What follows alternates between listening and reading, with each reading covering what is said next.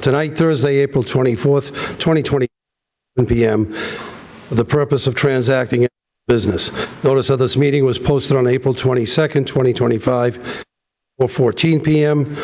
This meeting is being recorded and is live on SATV and Zoom unless technological issues interrupt this transmission.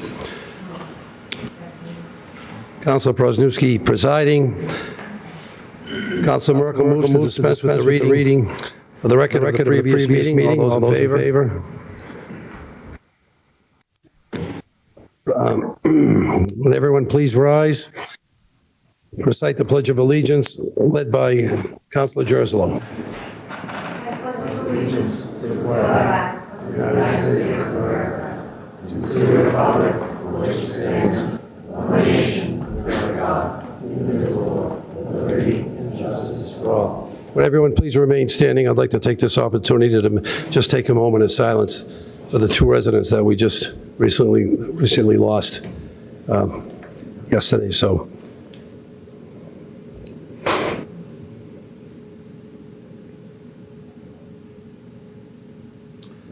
thank you.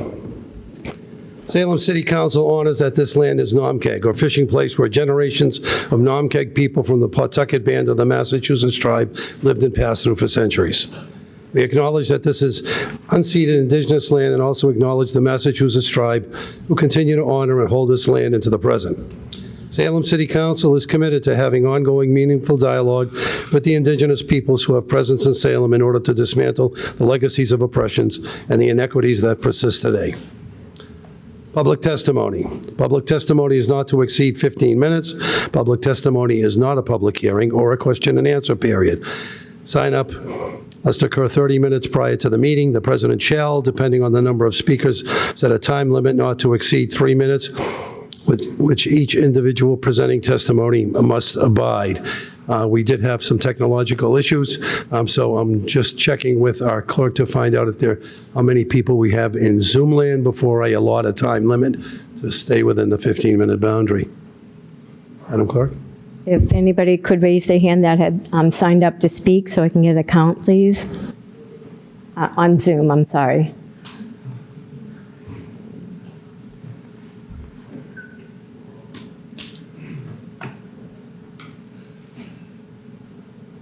It appears to be 3. How many? Zoom. 3 and 3 on Zoom. Thank you. We'll get to you after the people in the chambers. Thank you. That puts it up to about 13 speakers, so that comes out to about a minute and 15 seconds apiece. If you folks would be kind enough as to try to keep your comments within that time period, I think it's enough time to express everybody. I'd like to get everybody to be able to comment, so let's just try to keep the most important parts to within a minute and 15 seconds. First up for public comments is James Lacey. If I can get this done. Hello, James Lacey, 30 Sumner Road, Salem. On the packet, one of the things I noticed was in the mayor's letter of April 10th, says 12 hours. It says 24 later on in the ordinance. One of the other, and my heart goes out to our police, fire, our first responders for having to deal with stuff. Okay, there's a sentence in a period when shelter is unavailable means a length of time. And then there's an added sentence. I just don't understand that sentence. No one has to explain it.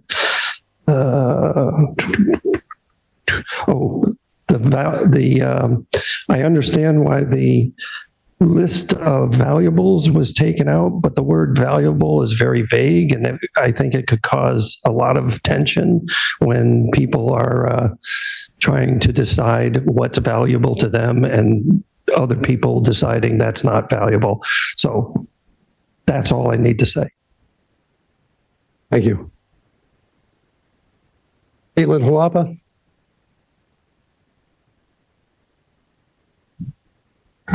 Thank you, President Presnewski. My name is Caitlin Halapa. I live at 70 Boston Street in Ward 6, and I'm here to talk about the amendment to the camping ordinance. I understand that there are some safety concerns addressed by this amendment, but I have my own concerns with the focus the council has on this issue. As I've said in previous comments about the LifeBridge project, we need to recognize that we're living in a housing crisis. There's not enough housing right now, and we need to identify ways to address that. In fact, the problem has only gotten worse since the camping ordinance was passed.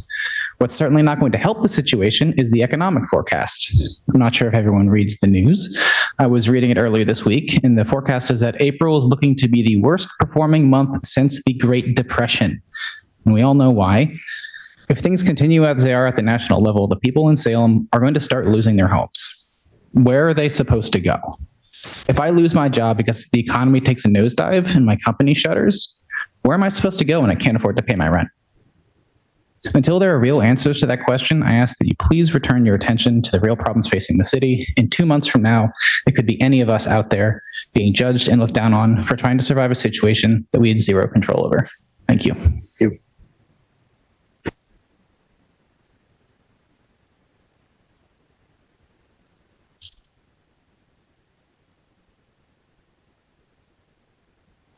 I'm sorry, penmanship is a little off. It's not my penmanship. I believe it's Charles Clark. Hi, I'm Charlie Clark. I'm a resident of Lynn. I live about 2-minute walk from Salem. I'm a member of a community organization, Neighbor to Neighbor, and the North Shore Trans Defense Network. I find all these amendments to the camping ban to be unconscionable. I think reducing the amount of time given to residents for 72 hours down to 12 is needlessly cruel. I don't know any of us who could pick up all of our life and move it within 12 hours with work, with schedules. I don't understand that. Removing daily updates, really, I don't have to go through them. I'm a former LifeBridge employee as well. LifeBridge does a lot of great work. However, I take issue with the added a person's behavior preventing admission to a shelter would not count as a shelter being unavailable. I think where people go doesn't depend on whether people have a place to live, doesn't depend on why they're not able to be in a shelter. No more if I'm not allowed back in the shelter, which can be for many reasons, oftentimes at a single staff's discretion. Makes no relevance to whether or not I'm ending up camping on the street. Thank you, Charles. That's time limit. Thank you. Pamela Geiser.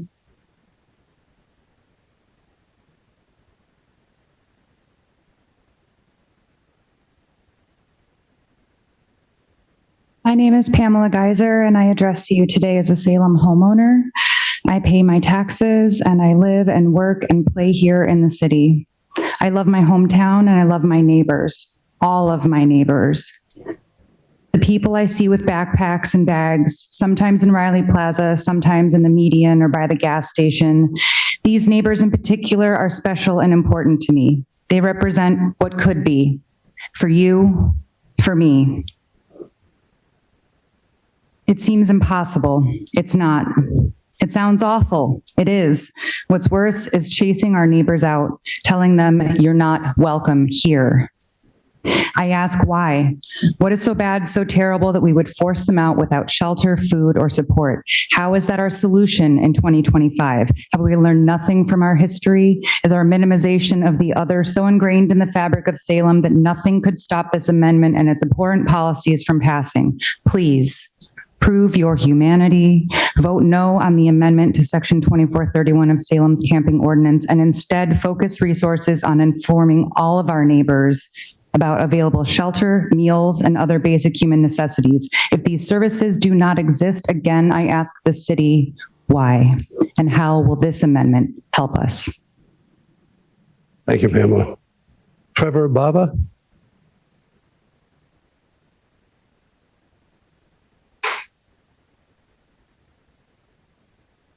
Good evening, councilors. My name is Trevor Baum, and I'm here to speak in opposition to the proposed amendments to Section 2431 of the city's camping ordinance. These changes, while framed as public safety measures, will significantly harm our unhoused neighbors by narrowing protections and expanding punitive enforcement. Stripping the definition of eligible property to exclude basic necessities like clothing and hygiene products sends a clear message that dignity is conditional. Reducing the required notice from 72 to 12 hours before removing a person's belongings or shelter is not compassion. It's displacement under the cover of urgency. Most troubling is the proposed language that allows the city to treat individuals as if shelter is available, even when it's not accessible to them due to behavioral health issues or trauma. That is not a solution. It's a loophole that punishes people for their most vulnerable moments. We cannot criminalize homelessness and expect it to disappear. These amendments make survival harder, not housing more accessible.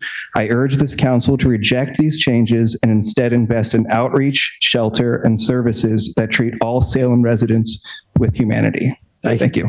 Thank you. Skylar Clark.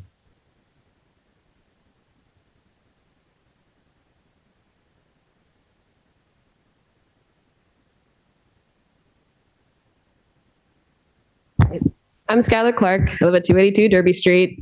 And you know why I'm here. I haven't prepared anything. I have nothing to say except that, like, genuinely, you should really be ashamed of yourself for what you've considered and what you've done. Because to change it from 72 hours after all of the arguing that we fought for last year, how many people seconded that motion that Kyle Davis suggested that we should change it from 48 hours to 72? How many of you, said that these measures would be inhumane if they weren't in the ordinance, are now just getting behind this completely? To change it down to 12, to change it down to any time when the city determines that homelessness is unsafe, which it always is grounds to sweep without an offer of shelter. Like, when you say that we have an ordinance that protects people and gives people shelter and connects people with shelter and gives us that requirement to find it, this is the opposite of that. You can't say that we have an ordinance that protects these things while you're actively eroding those protections. And especially with the list of available shelter, to not have the list of available shelter, we have no way of knowing if we're in a period where shelter is available or not. And without that, the police can enforce this as though there is always shelter, which we know for a fact there is not currently. There's only 25 beds right now in the transition center. And half of those are lottery. Thank you, Skylar. Jason Doherty.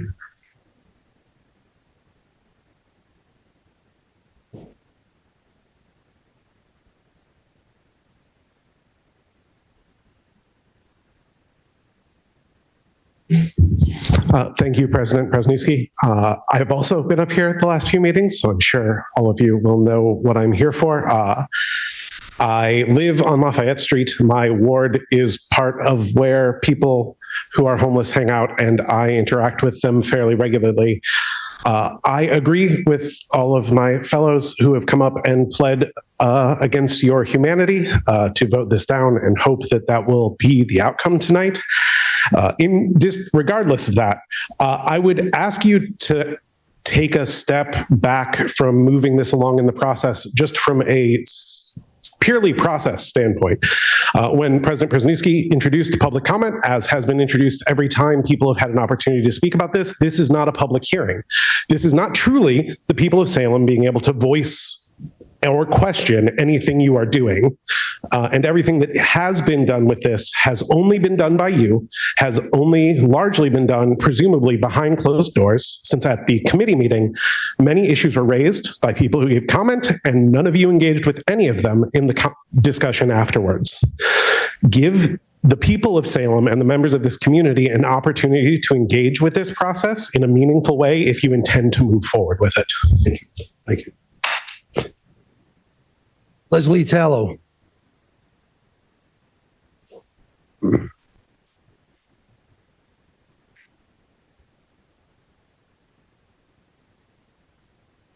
Hi, I'm Leslie Tallow. I disagree with the camper one because at the fact that not all of us have any type of income to even get to available shelters. If you guys can, like, at least, if you go one camping, give us funding to get there. Because I can't make it to another city. I can't leave the city and risk my job because you guys want me to go somewhere to sleep. I'm here every day to try and hustle just so I can get inside somewhere at night and keep my job and continue going to school. I can't even do that because can't sleep at night, can't charge it, I can't do anything because I'm getting moved every 12 hours. How would you guys like being moved every 12 hours?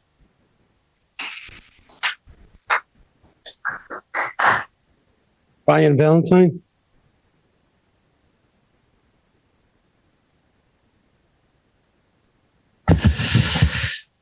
The war on drugs was begun over 50 years ago. We have over half a century of data loudly telling us that an escalation of force does not solve any of the underlying issues of drug abuse. I hope that I don't have to inform you that an escalation of force does not solve mental health issues or systemic poverty either. Other cities have instituted policies that have addressed our problems with tangible results. You seem uninterested in this. You say you are passing this measure in the hopes that you never have to use it, but I can't help but recall that this language tends to pop up just before something atrocious occurs. We are living in an era of rising authoritarianism, and this whole quickly produced backdoors thing seems like surrendering in advance to that very thing. Forgive me for using a sports metaphor here, but if you watch enough of the Harlem Globetrotters, you may begin to suspect that the Washington Generals are failing on purpose.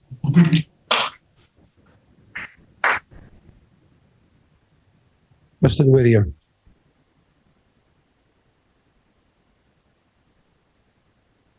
Whittier, 10 River Street. I just want to say thank you to Councilor Morcillo for making sure that I was on the list tonight. A lot of us are upset right now about the overreach of the federal government as federal agencies are ignoring or reinterpreting law to suit their own agendas. Well, that is exactly what's happening here with the ADUs. The state agency, the EOHLC, is reinterpreting law passed by the legislature to serve its own purposes. Don't believe me, believe Robin Stein, who said here in these chambers that the EOHLC's regulations are supposed to be within the scope of the law itself, that they can't broaden that scope, but they have the authority to further define provisions within the law. They can broaden the scope. Those are her words, and she's 100% correct. But that is precisely what the EOHLC has done, taking amendment expressly limited to single-family districts and broadening to everywhere single-family use is allowed as of right or by special permit. You know that, I think. The question is, how much do you care? The planning board's recommendation that you will take up tonight is worthless on this score, as they consciously decided not to consider the matter. Finally, even if you wrongly ignore the abuse of power by the EOHLC, this amendment goes too far. Read the state law, read the EOHLC's regulations, 760 CMR 71. Thank you. Thank you. Thank you. It's gone over. Thank you. In Zoom land, I believe we have 3, Madam Clerk. I will start with somebody with the screen name LWV of Salem, so Women League of Voters. I'm going to unmute you. You want to unmute yourself, you may speak. Oh, I am so very sorry. I don't know how I messed up the Zoom. This is Judith Riley. I said that I was going to sign up as myself. I'm really embarrassed by the wrong name. Two things, sorry. One is that I'm concerned by the comments that I heard from others regarding the camping ordinance tonight. I have to apologize that I'm not well informed myself, but the issues raised are very concerning to me, and I hope you will certainly listen to those speakers. The second thing I wanted to speak on, again, personally, not as the league, I'm so sorry, was that I saw that the council is considering something to do with our beautiful city hall and the city council chamber and weddings. I hope the city property is used to benefit all building users in an equitable manner, emphasizing the business of government. Weddings are nice, but the city hall has uses that may need to take precedence, and I trust you guys to do the most logical thing and equitable thing for all the users. And again, this is Judith Riley, not the league. I'm really sorry about that. Thank you. Thank you, Judith.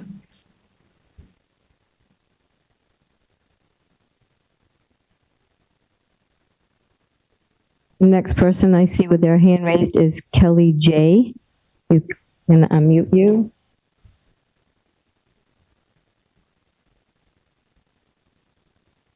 Kelly, go ahead. Hi, thanks for making this available by Zoom since I wasn't able to be there. I am also obviously against the camping ordinance entirely. I am yet another person concerned about the incredibly vague language of behaviors. I think this opens up a Pandora's box of harm to our most vulnerable people. Right now, RFK is the new head of HHS. He is on a press tour going around our country threatening to make registries of autistic people, to send folks with ADHD to labor camps. And this is based on their behaviors. If there are specific behaviors that require us to amend our ordinances here in the city, we need to be able to name those specific behaviors. When we give law enforcement and unelected officials the power to discipline undesirable but still legal behavior, this is a disaster waiting to happen, and it's contrary to our constitutionally defined separation of powers. So again, I'm completely against the ordinance as it is, but I think everybody needs to be really concerned at why we're risking pushing bad law entirely through on an ordinance that is absolutely unnecessary and is explicitly cruel. Thank you. Thank you.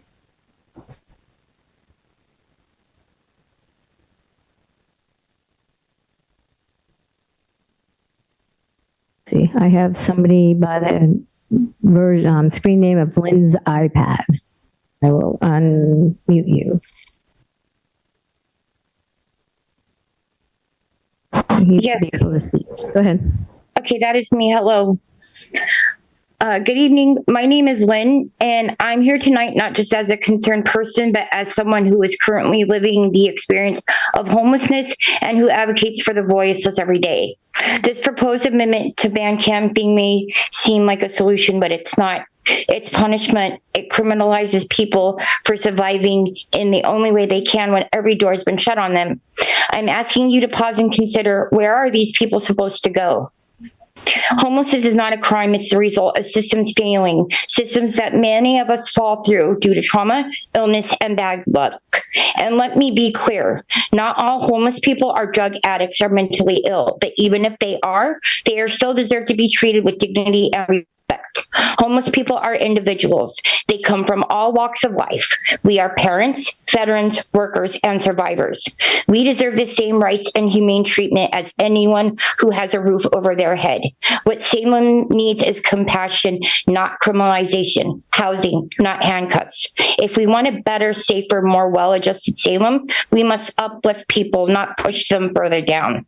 People should be asking us, why are we in this type of situation, instead of judging us in a very cruel and dismissive way. This ban won't fix homelessness, but it will definitely break more spirits and lives. I ask you to vote against this amendment and instead commit to real, humane solutions. Thank you. Thank you, Lynn. That concludes public hearings. Okay, one more on Zoom. Okay, one more. Jess, I'm going to unmute you. Go ahead, Jess.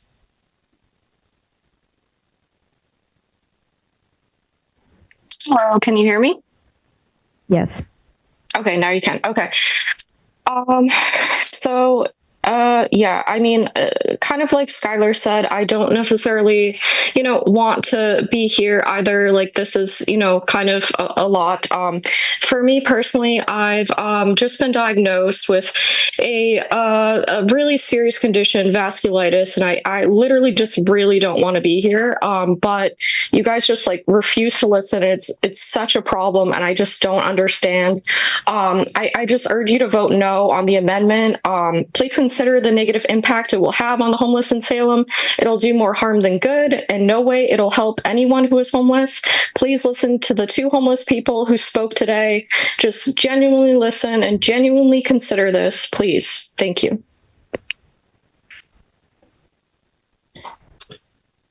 I believe that concludes public hearings, appointments and reappointments. No.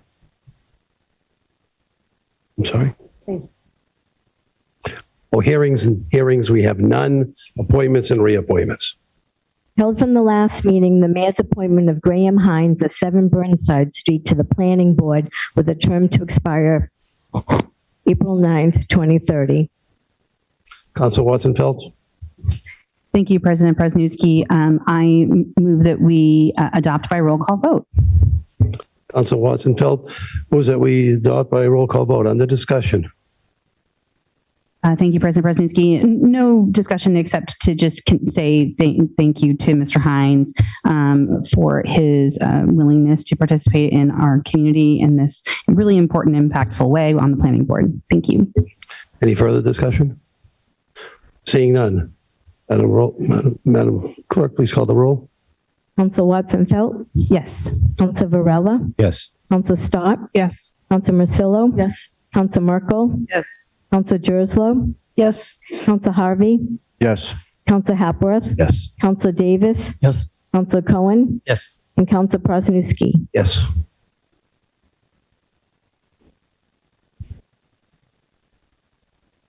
Vote is unanimous, 11 to nothing. It carries. Should we suspend the rules for? Yes, thank you. Yeah, Mr. President Presnewski, motion to suspend the rules to allow Mr. Hines to speak if you'd like. Seeing no objection. Go ahead, Mr. Hines.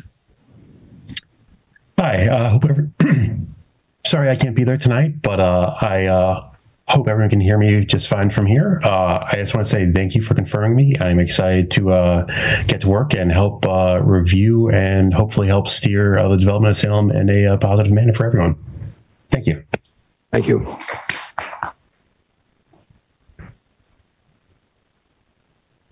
Further appointments and reappointments. We have held from the last meeting the mayor's reappointment of Yamilis Cruz of 190 Bridge Street to the Scholarship and Education Committee.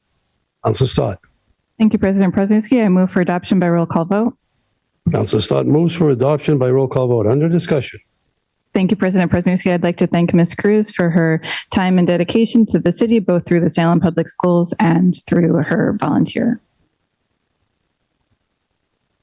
Any further discussion? Seeing none. Madam Clerk, please call the roll. Council Watson-Felt? Yes. Council Varela? Yes. Council Stott? Yes. Council Marcillo? Yes. Council Merkel? Yes. Council Jerslow? Yes. Council Harvey? Yes. Council Hapworth? Yes. Council Davis? Yes. Council Cohen? Yes. And Council Prosnewski. Yes.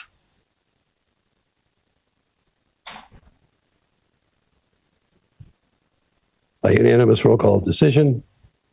Matter carries. If Ms. Cruz, would you like this?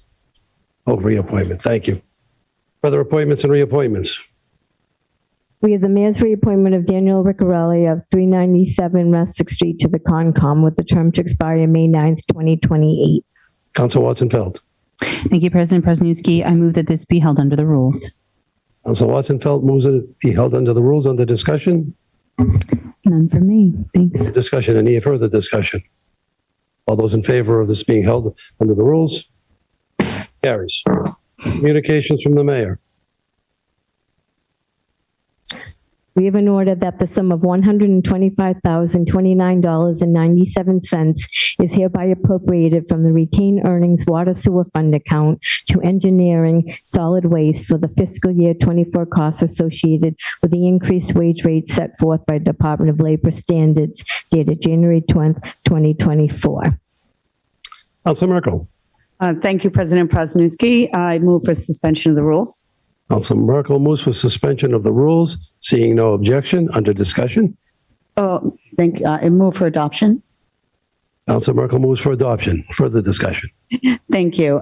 This order and the next order are in regards to funds being transferred to the engineering department for fiscal year 2024 costs for increased wage rates. And please note in the cover letter in the backup, it refers to the retained earnings water sewer fund as the source of the funds, but it's actually the solid waste funds. The language on the order is correct. And I would like to credit Councilor Musil Rosillo for her due diligence and picking up on this. So thank you, Councilor Rosillo. There was a discrepancy related to prevailing wage compliance, and these funds are to pay for a contract price adjustment with Waste Management. The increased labor costs were not identified, invoiced, or approved in fiscal year 2024. And we are now obligated to pay them retroactively. There's a lot of info on this in the backup documentation, which I found interesting. And the request came from Deb Duhamel in the engineering department. And she is our city engineer. And also, Sam Staffa in engineering has done a ton of work on this as well. Just to note, this doesn't affect any internal employees. These are waste management employees. Thank you. Any further discussion? Councilor Cohen. Thank you, President, and thank you for this coming in. For people who don't know, prevailing wage jobs are any job that has any kind of government financial connection.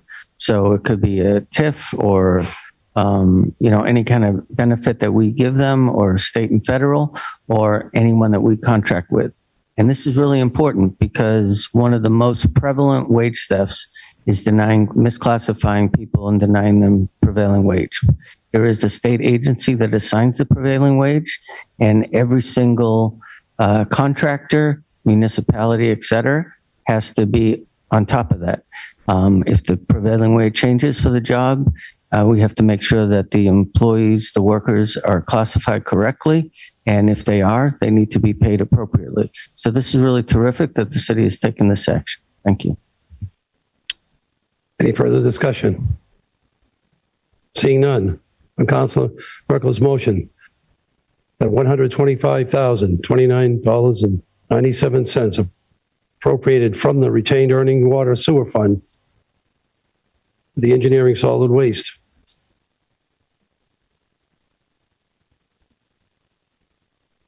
I'm sorry.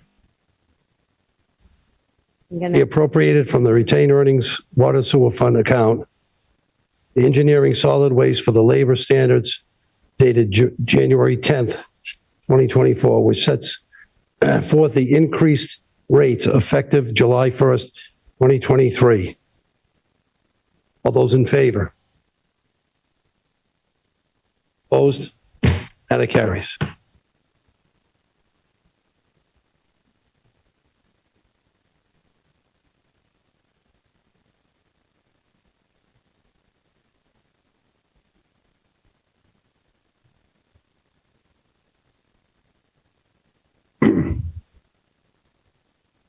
Madam Clerk, do we need to take a recess? Okay. Further communications from the mayor. We've an order per Mass General Law, Chapter 44, Section 64, which allows for a municipality to pay for prior fiscal year invoices using current fiscal year appropriations by 2/3 vote of the City Council. We request the sum of $125,029.97 of outstanding fiscal year 24 invoices is hereby allowed to be paid from the fiscal year 25 engineering solid waste budget. Councilor Merkel. Thank you, President Prosnowski. I move for suspension of the rules. Councilor Merkel moves for suspension of the rules, seeing no objection. Councilor Merkel. Thank you. I move for adoption by roll call vote, 2/3 vote needed. So Merkel moves for adoption by roll call vote. Under discussion.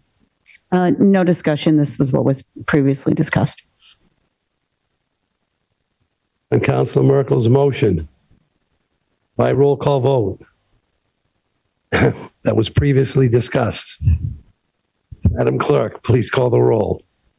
Council Watson-Felt? Yes. Council Varela? Yes. Council Stott? Yes. Council Marcillo? Yes. Council Merkel? Yes. Council Gerslow? Yes. Council Harvey? Yes. Council Hapworth? Yes. Council Davis? Yes. Council Cohen?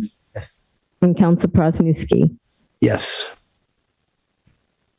Further communication, sorry.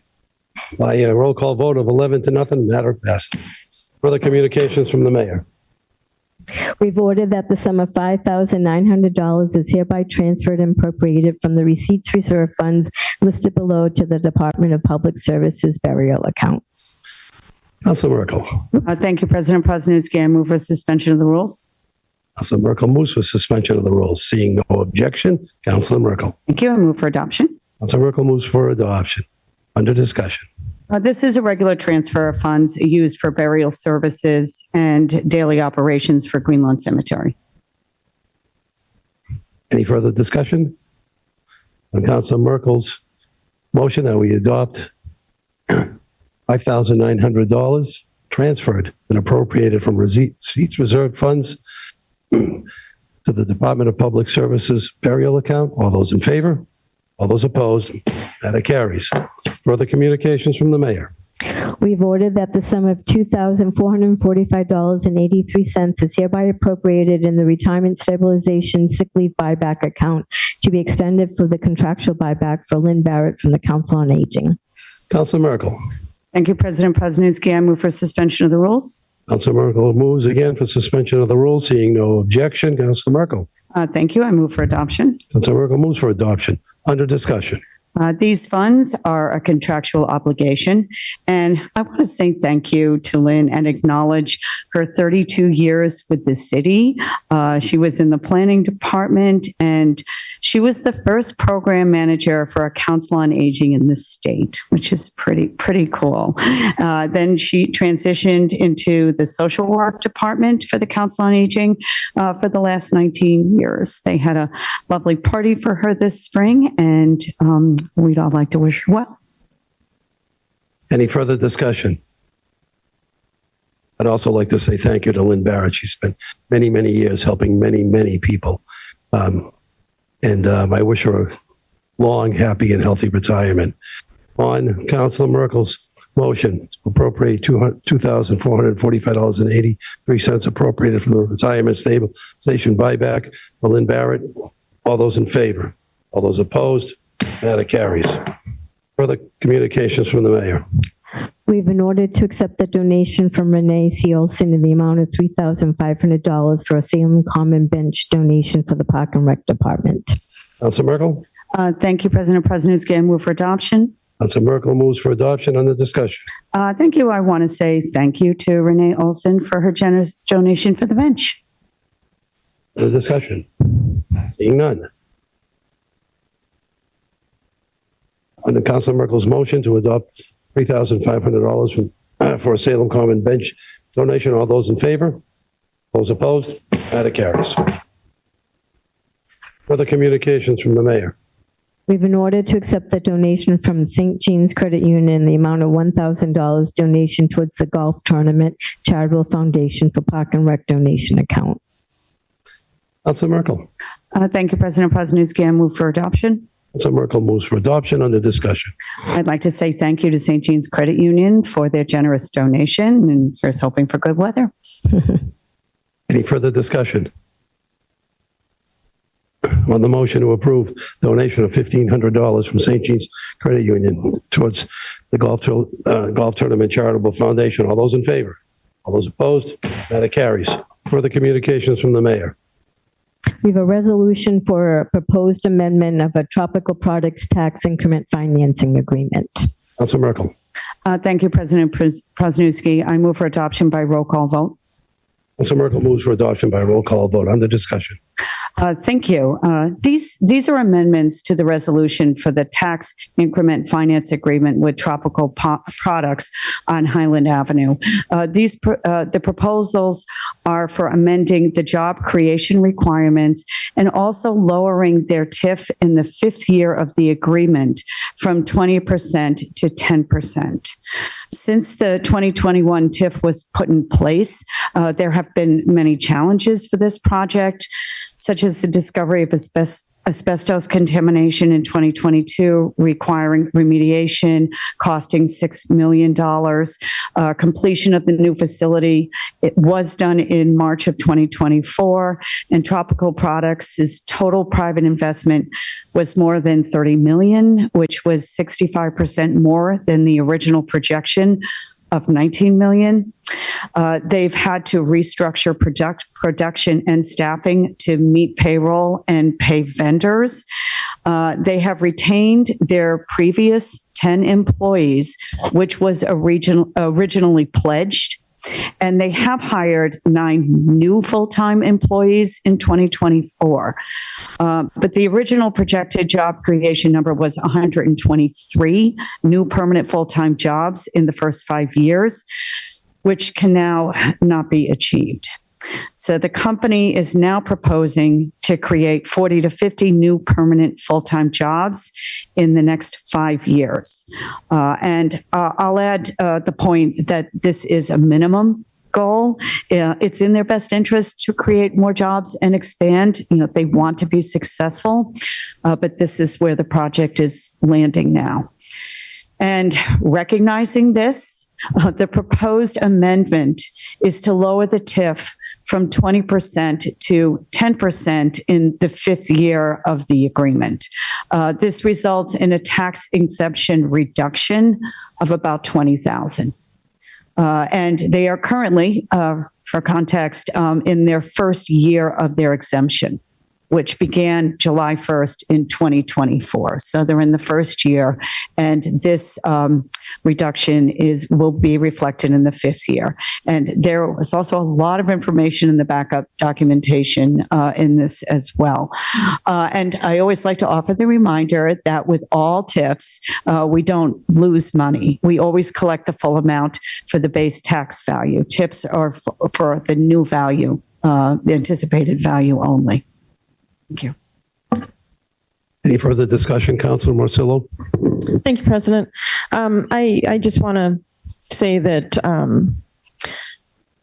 it's been a pleasure working with them through this project, and I don't say that a lot about construction projects. I got regular updates from beginning to end, which I was able to share with residents, which answered a lot of questions and concerns and kept a lot of I don't know. Sometimes during construction projects, a lot of gossip flies around and people make up stories about what's going on because they were so open with what was happening and the work stoppage when they came across the contamination and had to have that remediated.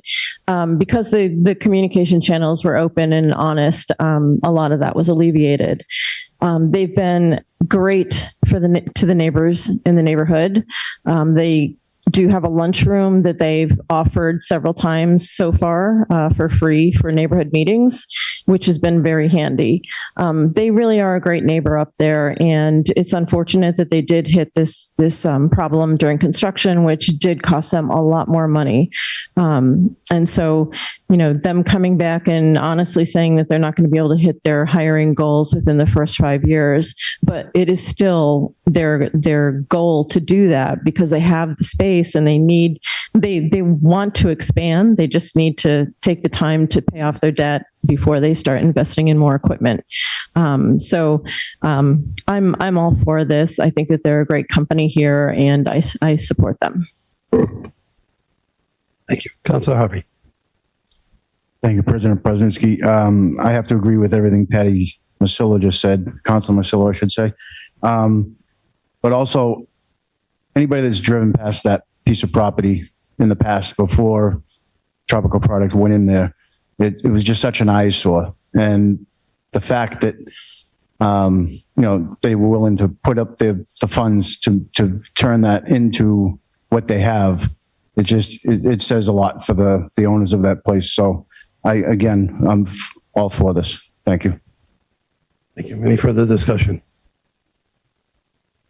Seeing none. On Councilor Merkel's motion to adopt the TIF increment financing agreement proposed amendments. Madam Clerk, please call the roll. Council Watson Felt? Yes. Council Varela? Yes. Council Stott? Yes. Council Marcillo? Yes. Council Merkel? Yes. Council Jerslow? Yes. Council Harvey? Yes. Council Hapworth? Yes. Council Davis? Yes. Council Cohen? Yes. And Council Presnitsky. Yes.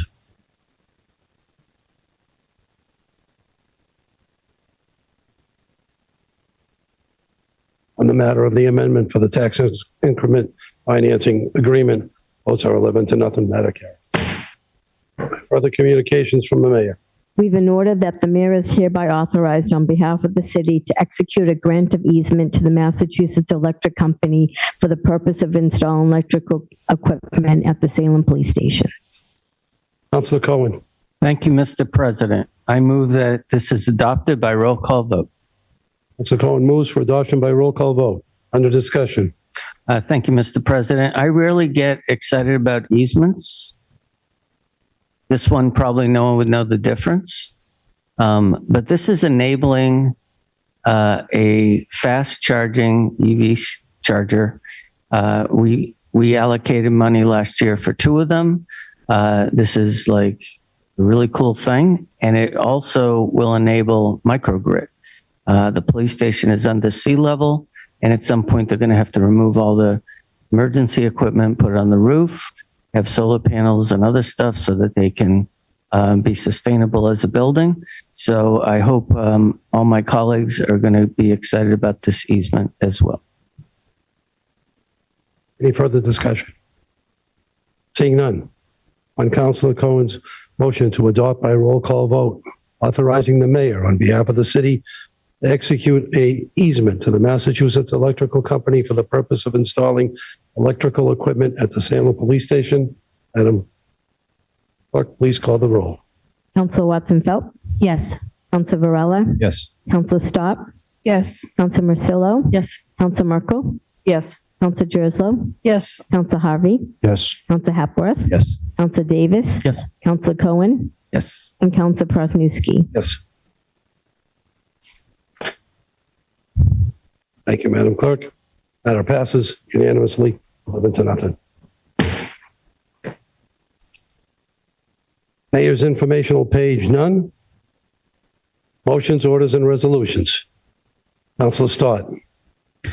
Thank you, President Presnowski. City of Salem, April 24th, 2025, ordered effective immediately, no newly scheduled wedding or marriage ceremonies may be performed in council chambers during City Hall business hours, including 45 minutes prior to the opening and closing of City Hall without prior approval of the City Council. The city clerk may honor previously scheduled wedding and marriages that are already reserved and scheduled for council chambers during the above noted hours, provided all chamber rules are followed. A list of already scheduled marriages reserved for council chambers will be shared with the council by the end of day, Friday, April 25th, 2025. I move for adoption. Councilor Stott moves for adoption. Under discussion.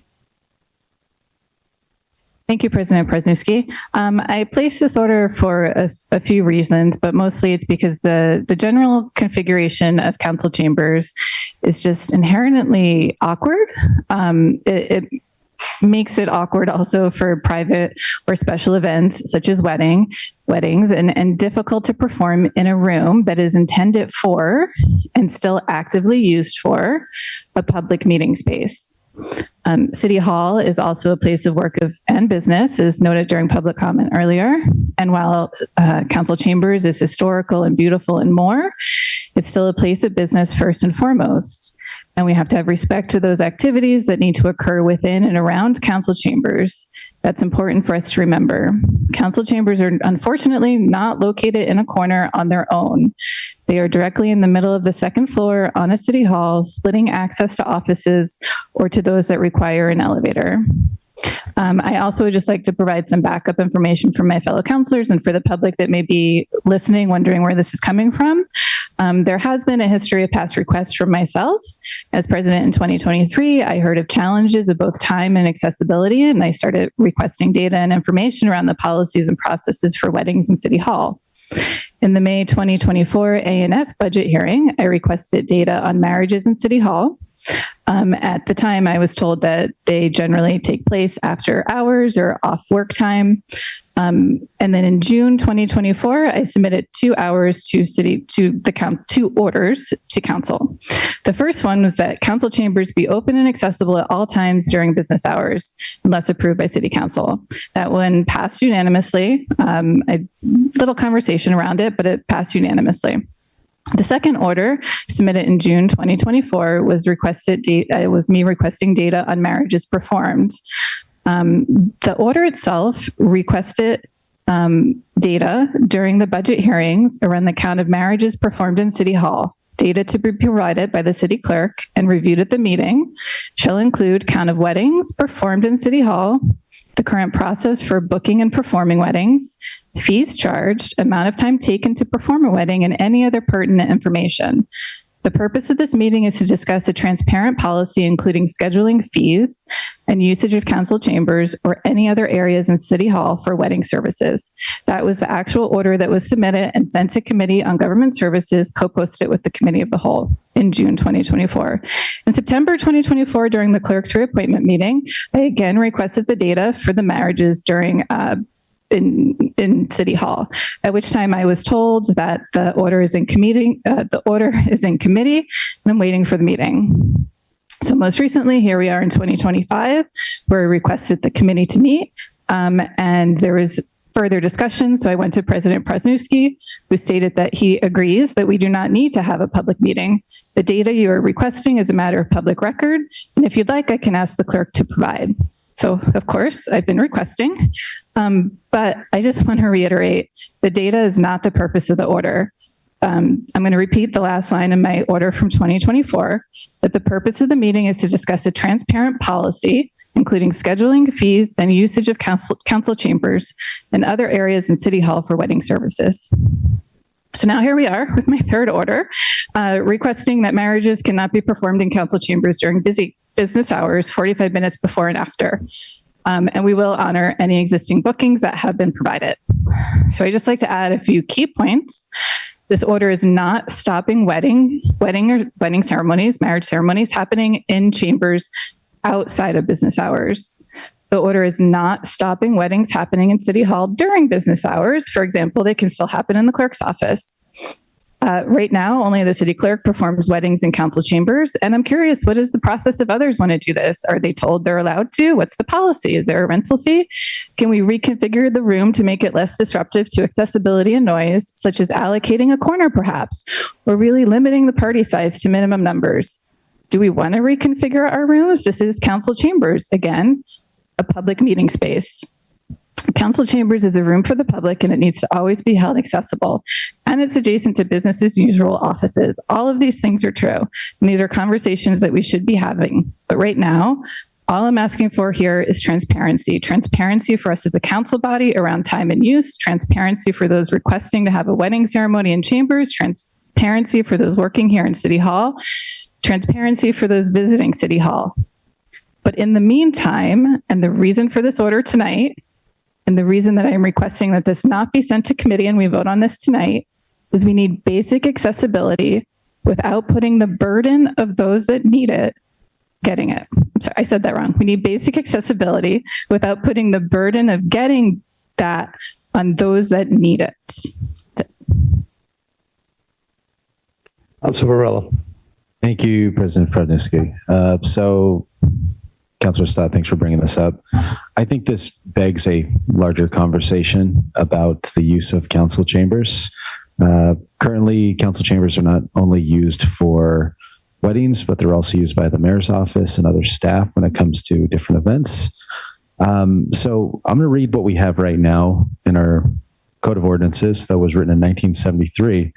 Chapter 2, Section 10, no person shall use the city council chamber and council subcommittee anteroom in the city hall without permission of the city council. This authority may be delegated to the city council clerk, to the city clerk. Apologies.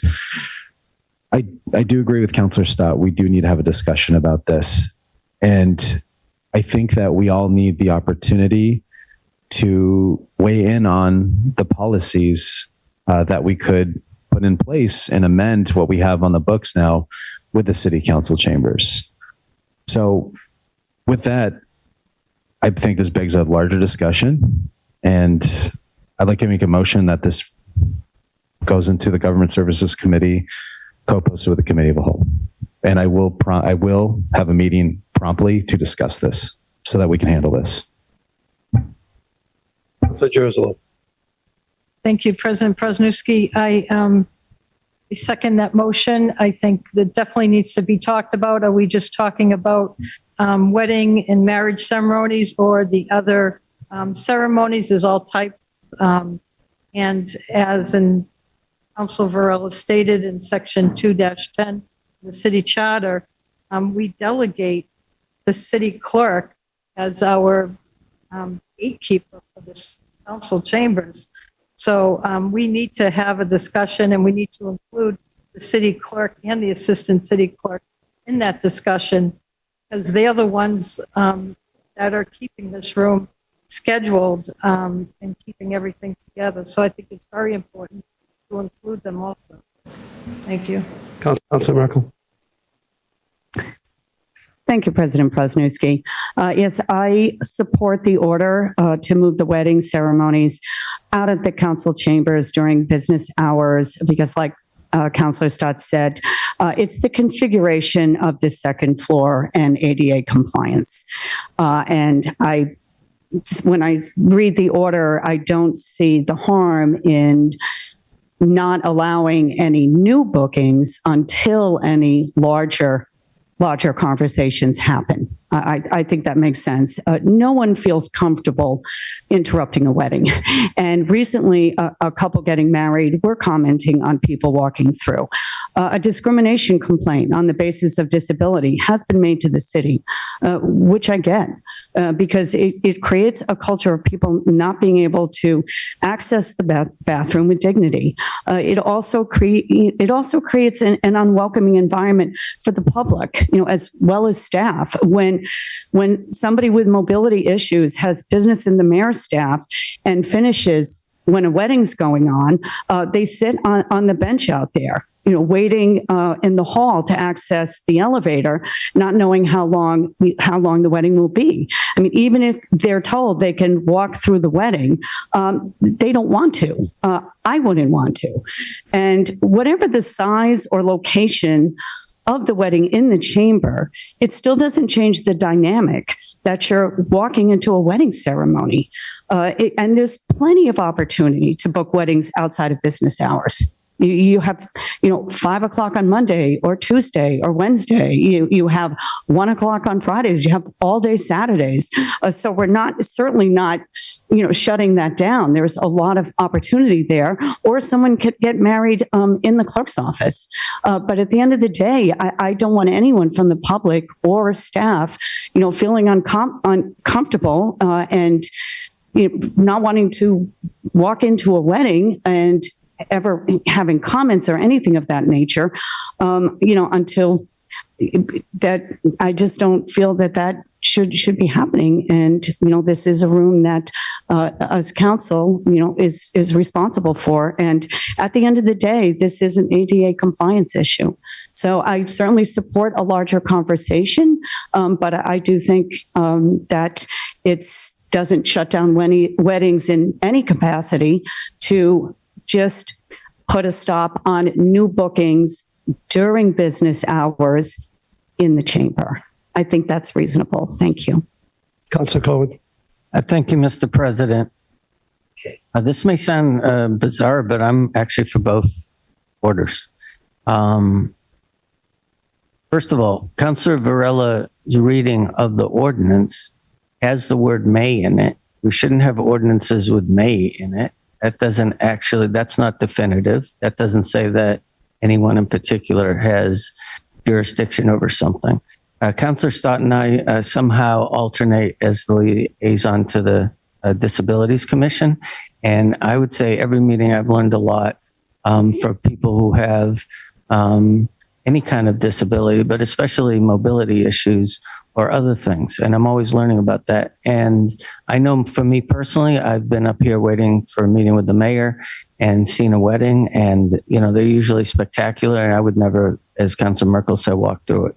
So I'm actually for the order. I also support, a conversation about how to better define the rules of what goes on in the chamber. And that's kind of where I'm sitting right now, on the fence.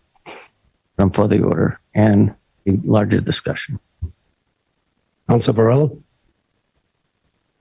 Thank you, President Presnowski. I think what I wanted to discuss is the biggest thing coming up in this conversation is accessibility and access. That's what we need to talk about in this meeting. Configuration of the room can be handled a different way to allow for access. And that's what we need to discuss going forward. And that's why we have to have this meeting. Councilor Marcelo. Thank you, President. I will say that passing this order tonight does not preclude government services from holding the meeting that's already in their committee. They can happen together. We've tried reconfiguring this room. We've moved this furniture around a lot. I have tried very hard to make this room more accessible. It's not accessible the way it is currently. If you've ever seen our city solicitor come in here, people have to get up and move chairs. It's embarrassing. It shouldn't happen like this. I do have a problem with this being a through room to get from one side of the building to the other. And yes, there are other things that go on in here besides weddings. It's just that weddings, nobody wants to crash. And that's serious. I also have been waiting for meetings with the mayor and watched weddings. And then after the weddings are the photo shoots. And it seriously does tie up this room, and it ties up people getting from one side of the building to the other, and especially people that aren't able to go up and down the stairs. This shouldn't be happening during business hours. It just shouldn't.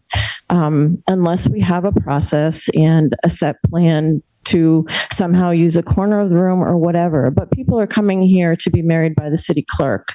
They shouldn't be coming here to use the city council chambers to be married by the city clerk. That's my opinion. They could be done in conference rooms across in City Hall Annex. There's other options that we could use here, but creating accessibility issues in City Hall of all places is a bad thing to have happen. And it doesn't matter if people say you can walk through. It's just embarrassing. Nobody wants to do that. Nobody wants to walk through while you're saying your vows, even though you really need to get to the restroom, or even though the city clerk needs to get to the mayor's office. It's just people wait, and that's not okay. Thank you. Councilor Watson-Pelt. Thank you, President Presnewski. I have a lot of thoughts on this. And I think the first is I want to acknowledge the frustration that exists in the body from having had these conversations multiple times over many years. I really appreciate Councilor Stott walking through step by step every part of this conversation over multiple years. I think that the frustrations are fair. I think that the accessibility is an important conversation. In my mind, I am also deeply frustrated by the fact that there is already a way to have potentially communicated to the public a set of expectations that if you are in this space, this is a public space. I consider this room like the public library. I consider this room to be accessible to anyone during business hours who wants to sit down and have a conversation. This is the people's house. This is the people's space. And I think that private events are a problem.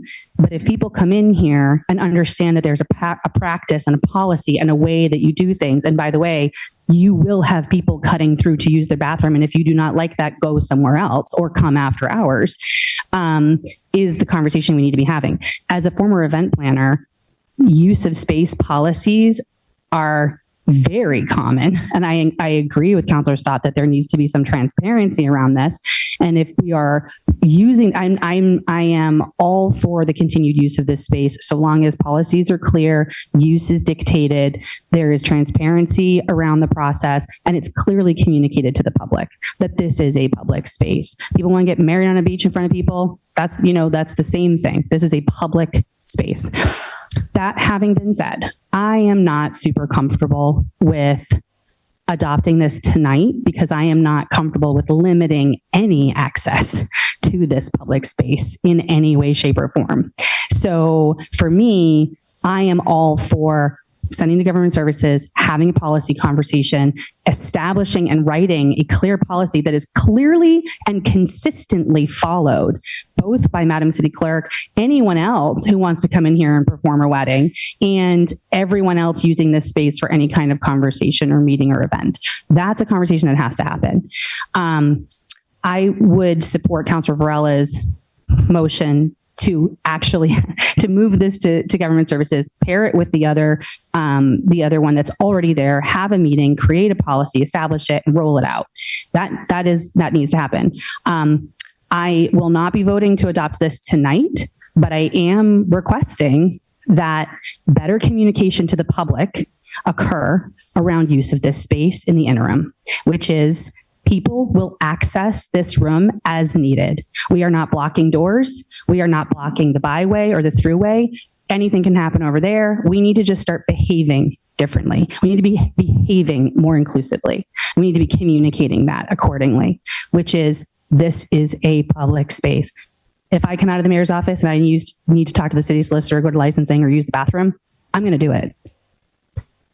That's it. Thank you. Councilor Hapworth. Thank you, President Prosnowski. Yeah, I think what we have here is an issue that is seemingly simple, but I think is much more complex. And I think that complexity goes to potentially interdepartmental disputes that may go back years. I think the city council is being put in the middle of this because these are our chambers here. But if we're going to weigh in on this, I don't think we are to do that now in a regular meeting where we're seeing this on the agenda this week for the first time. I think this needs to be in committee to have a thoughtful conversation. And I think a part of that conversation also needs to be something that has already been requested, which is information about who does this serve.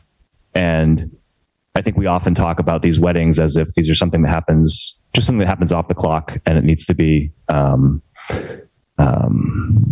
talk about the accessibility, which is important. But I think we also do need to remember that weddings by a city clerk are a bit of a community benefit in that they most likely serve a population that is unable to afford an expensive wedding.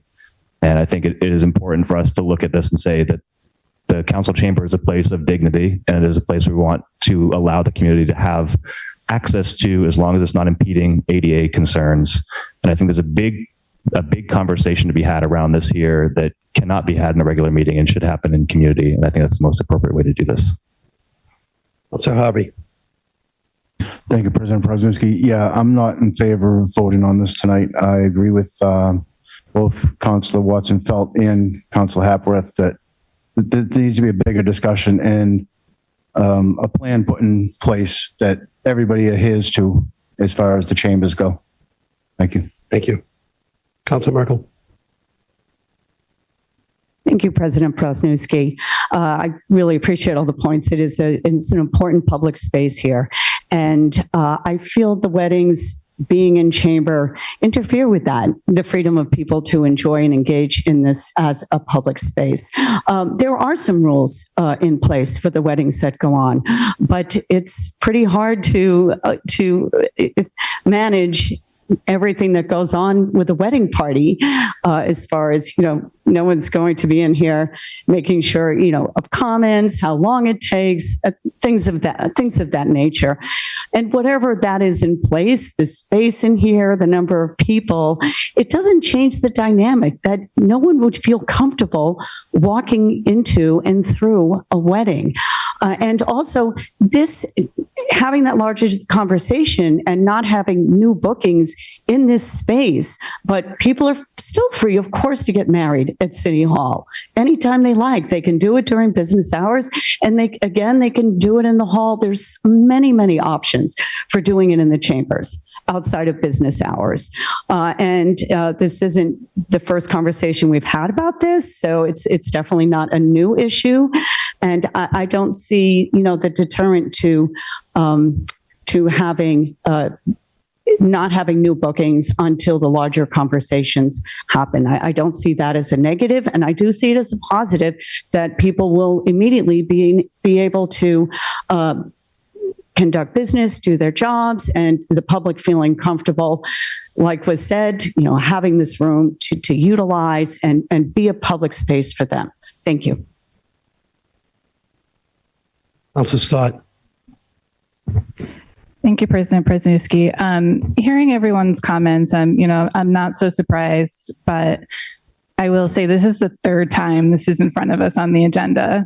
Nobody should be surprised by seeing this at all.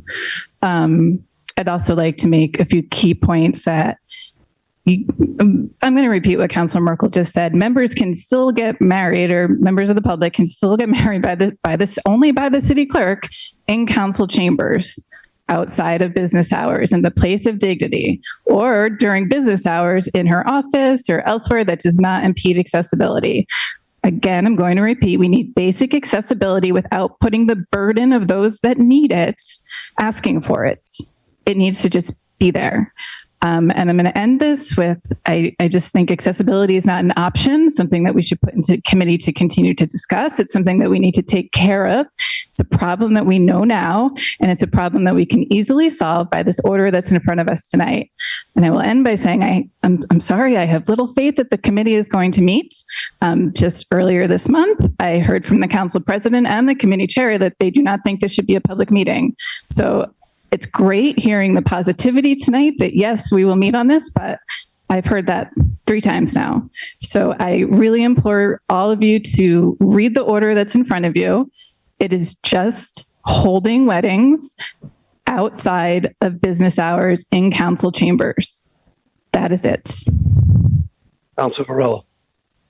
Thank you, President President. It's my 3rd time. I'll be brief. I hear the frustration from the Ward 6 councilor.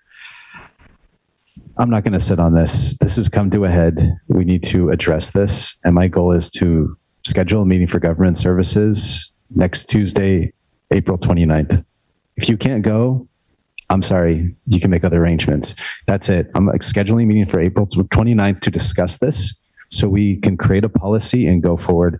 We're also going to be discussing Meg's original order as well. Thank you. Councilor Cohen. Thank you, Mr. President. I can't make that because we have a budget retreat on April 29th, and I'm hoping that everyone on the Government Services Committee will be there as well, because the budget is really important. I have 2 quick points. As I said, I'm in favor of the order, and I do think that we need a bigger discussion, but I want to make 2 points. Accessibility is not determined by the person who doesn't need access. So the idea that anyone who feels they can go to a wedding is really not the way to look at it. It's like, I know me personally, I'm not going to walk through a wedding, but I'm really concerned about people who may have mobility issues or other things, and only they can define their access. The other thing is, my wife and I are not like super affluent. We don't have a Tesla or other things. But we actually went on vacation, went to the New Orleans Jazz Fest, and decided to get married in a similar setting like this. And so many people probably come to Salem because it's a cool place and they want to get married in a really cool place. So it doesn't define their, ability to pay for a big wedding or not. So I just really feel like this is like Councillor Stott said, I think really in some ways the most important thing for me is it's not inhibiting the wedding from happening in this chamber. It's just defining when it happens. Okay, thank you. Councilor Jersalow. Thank you, President Prosnowski. What about other ceremonies? Back 1986, I was sworn in as a reserve officer right here in this council chambers, and it was in the middle of the day. Are we saying all ceremonies? Or are we just saying weddings, gay marriages? What are you actually saying? Is it all ceremonies or just weddings and gay marriages? And well, I don't know what what do you call it? Okay, well, I'm just saying that it's what type of ceremonies. This is not a concise order. It's all different. There's all different type of ceremonies that happen here.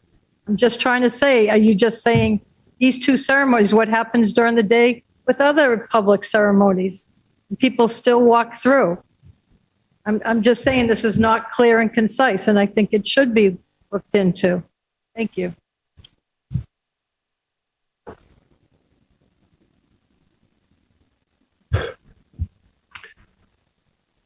I think by almost everyone on the city council weighing in on their opinion on what's going on, obviously, this deserves a robust discussion amongst us all. And I'm looking at it this way.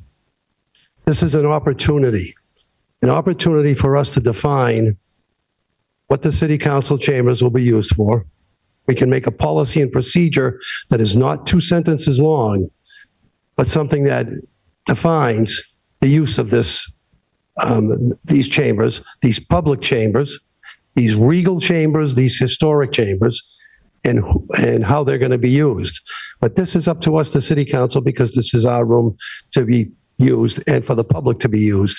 And I think it's time to expand or change the ordinance to something that makes a little bit more sense for not just now, but into the future.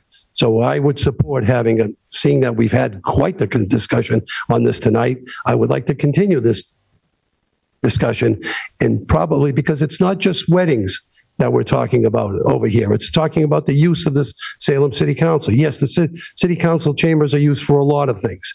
Besides that, I remember there was an Eagle Scout Court of Honor that was held over here. Yeah, there were promotions that are swearing-ins that are done over here. There's a lot of use, either intercity use or from outside. But this is something that we as a council, we as a team can look together and decide what we're gonna do with it. And weddings are part of it, absolutely. But there's another part of it. Weddings that's just one small ingredient for this whole problem. So I would be in support of having a committee meeting, including the council of a whole, to talk about this subject. Council Stott. Thank you, President Przezinski. I'll be brief. I'm happy to actually submit a second late order this evening to have that conversation, which is a totally different conversation from this order that's in front of us. I will just say, I totally support that conversation. I've been trying to have it for a year. The order that's in front of us tonight is just specifically about wedding or marriage ceremonies not to be performed in city council chambers during business hours. And this is to solve an accessibility issue that we have. I hope we all listened to Council Merkel's comments earlier. We have this problem in front of us right now. And if we don't actively do something to try to solve it, that's a shame on us. Like, how quickly are we going to create a policy, write an ordinance change? Like, I'm sorry, we try to do things quickly, but we don't do them that quickly. This is going to take some time, which I fully support doing, taking the time to look at the policy, looking at this holistically.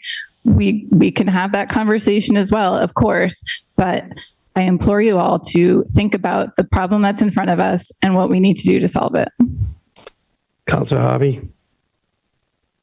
Thank you, President Przezinski. I'm just curious if, everybody keeps bringing up the accessibility issue.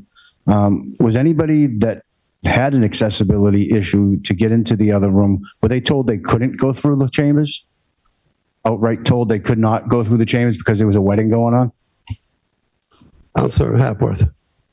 Thank you, Mr. President. I think we are going a little too deeply into this conversation right now. I think it just probably needs to be pointed out that folks with accessibility concerns shouldn't have to ask for those concerns. But that's beside the point. I think we need to have these conversations in a committee meeting. I do want to clarify there's a motion on the floor right now, and then to ask the Ward 7 councilor if he has any amendments to that motion, because I think there's been some discussed tonight, and to ask to clarify if it's co-posted with the committee of the whole, and then hopefully to move the question. There's a motion on the floor by Councilor Varela that the meeting in government services regarding the use of the city council chambers as a whole. Correct? Well,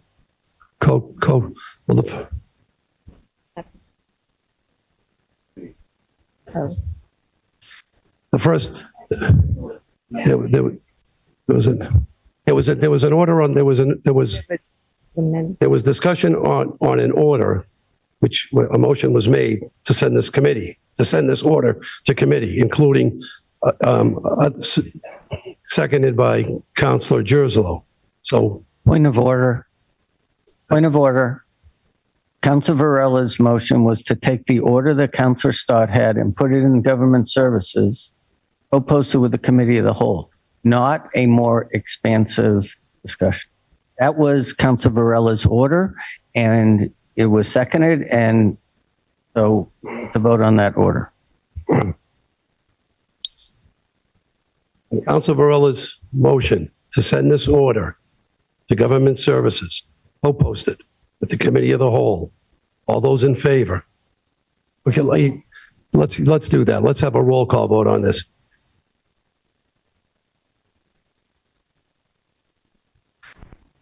We have 3 hands asking for a roll call vote. Yes, we do.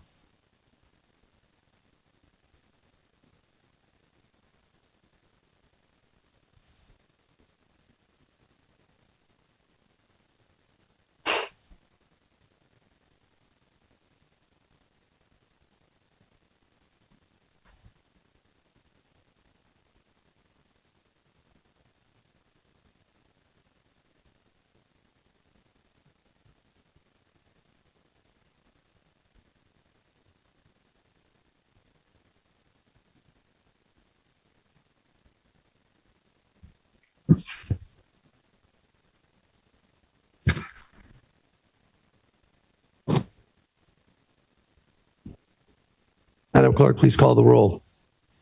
Council Watson Felt, Yes. Council Varela, Yes. Council Stott, No. Council Marcillo. No. Council Merkel, No. Council Gerslow, Yes. Council Harvey, Yes. Council Hapworth, Yes. Council Davis, No. Council Cohen, No. and Council Prosnewski. Yes.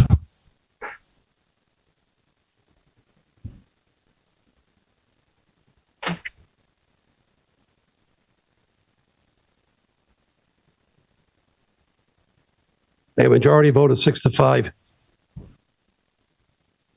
Councilor Stott's order on weddings will be referred to Government Services, co-posted with the Committee of the Whole.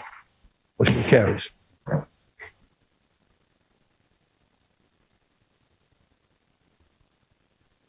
And Madam Clerk, I hope that you can find a space that we can all accommodate around this budget season to accommodate this as soon as possible.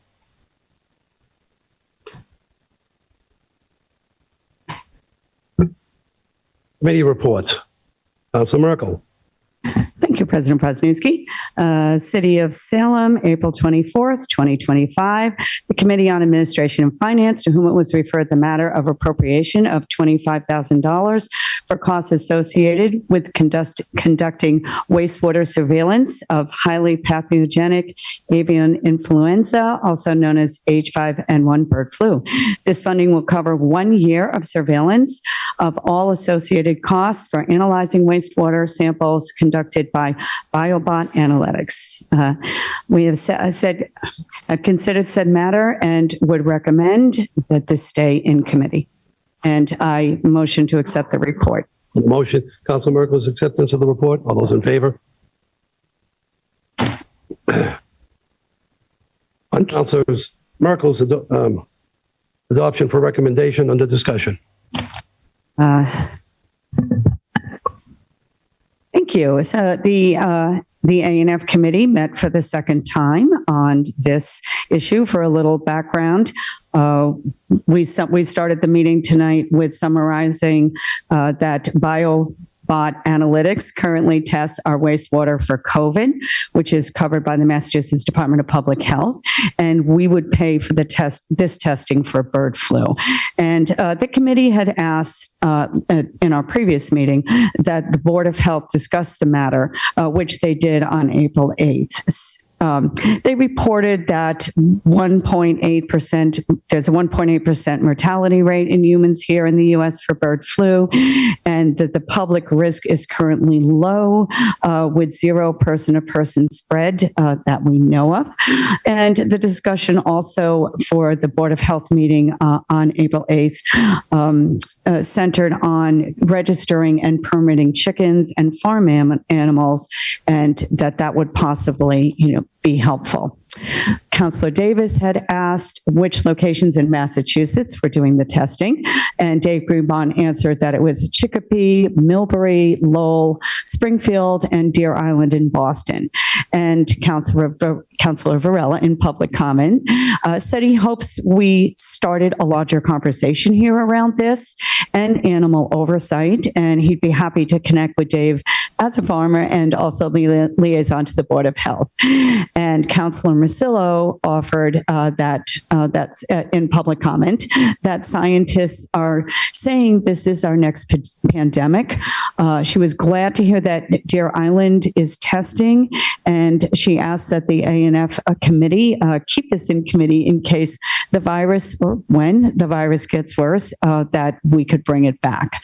And further comments from the ANF committee, we agree with that sentiment. It is definitely something we want to keep an eye on. We don't want to drop the ball, but we want to spend funds. We want to prioritize and spend funds responsibly. Councillor Watson-Felt stated that she agreed that wastewater testing is valuable, but she didn't see it as imperative at this time, and especially since there was no clear recommendation from the Board of Health, which I also agree with. There wasn't a clear recommendation, having watched that meeting as well. So Councillor Watson-Felt motioned to leave it in committee, and Councillor Stott seconded, and it was unanimous in favor to leave this in committee. Any further discussion? On Councilor Merkel's recommendation that this matter be held in committee, all those in favor? All those opposed? That carries. Further committee reports. Councilor Cohen. Thank you, Mr. President. City of Salem, October 24, 2025, the City Council Committee on Public Health, Safety, and Environment, co-posted with the Committee of the Whole, met was referred the matter of an ordinance to amend an ordinance relative to Chapter 24, Section 31, relative to camping, has considered said matter and would recommend adopted as amended for first passage. On the acceptance of the report, all those in favor? All those opposed? The adoption of the recommendation, Councilor Cohen, under discussion. Thank you, Mr. President. I'm glad I'm not talking about weddings. This is not the same. So we started with a presentation by the police department, community impact unit, and the chief. And part of the focus was on how they interact with agencies such as Elliott, Department of Mental Health, LifeBridge, and others, Essex County, in trying to get our unhoused population to a better place, depending on what that is. The definition of eligible property was modified originally. However, Councilor Stott made a motion to keep it as was in the original ordinance, and that was approved by the committee.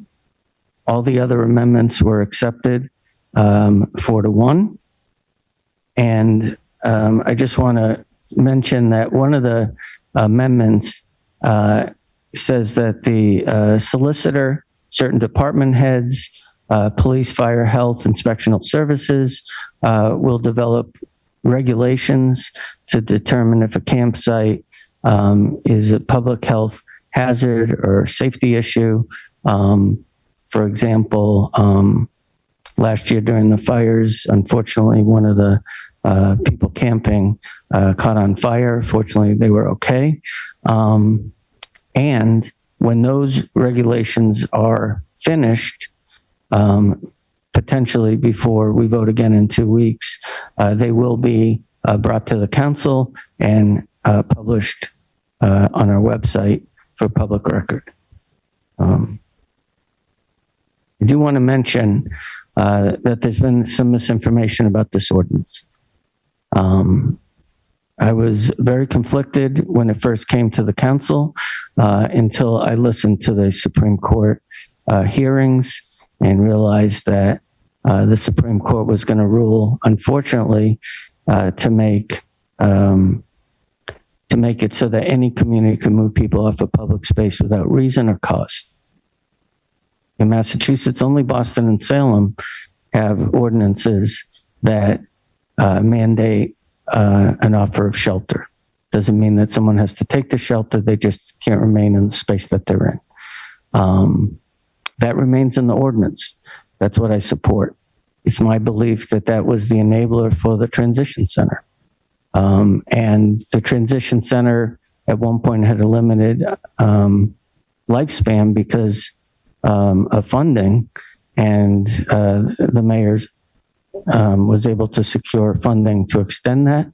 And the rules of that have changed. Unfortunately, it doesn't have as many beds, but there's a process for people to get referred into it. So as it is now, the amended ordinance was, the modifications passed 4-1, and that's where we are right now. Thank you. Further discussion? Councilor Davis. Thank you, President Presnowski. I think folks know where I stand on this ordinance and these amendments.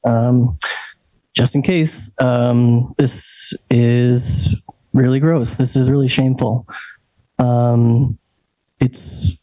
I don't believe that we should be using our position to be targeting the most vulnerable group of people in our community, those that have the least ability to advocate for themselves.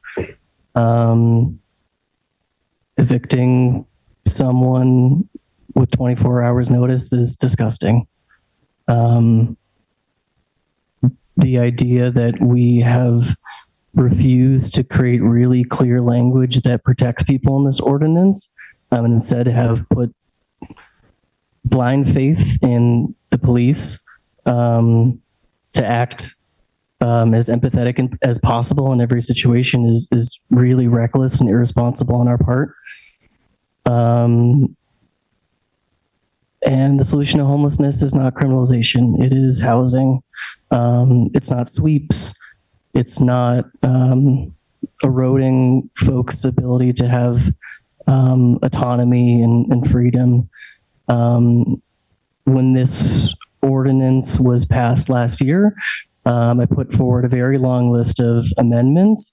We passed many of them. The amendments didn't make this ordinance a good ordinance, but it did make it a lot less harsh. And tonight it looks like we're going forward with peeling some of those back. So I agree with those that spoke that said that this is really shameful if that's what we go ahead and do. And I just want to clarify the part about the Supreme Court. The Supreme Court decided that it is constitutional for any municipality to create one of these no camping ordinances. That doesn't require us to have one. I'm glad that in comparison to other no camping ordinances, that ours isn't the most cruel. But just to be totally clear, we do not have to have this ordinance. Nothing about that Supreme Court decision dictates that we do. So I hope that this does not pass. Councilor Girzolo. Thank you, President Presnowski. I think in the light of what happened the last couple of days, I think this is imperative that we pass this. We heard at the last meeting from the outreach gentleman, I believe his name was Steve, he works with the police department, and he stated how many people he's actually saved from living on the street. If that doesn't tell you anything, with what the officers are doing, police department, they're doing amazing work. And myself and President Presnowski worked for years with people on the street. And we've seen the terrible things that happen to these people and the conditions that they're living in. We've been doing this since last year. I think this is helping people, and you heard it from the people that are actually helping these people get off the street. That's one thing you don't want to ever have to do, is tell a family member that their loved one has died from a tragic incident. And I know the President Presnowski and myself have both had to do that. That's one thing you never want to do. So I think it's imperative that we pass this. Thank you. Councilor Marcello. Thank you, President. the city of Salem is kind of the at the end of the line here. We get zero support from the state. We get zero support from the federal government to actually work on policy that will fix homelessness.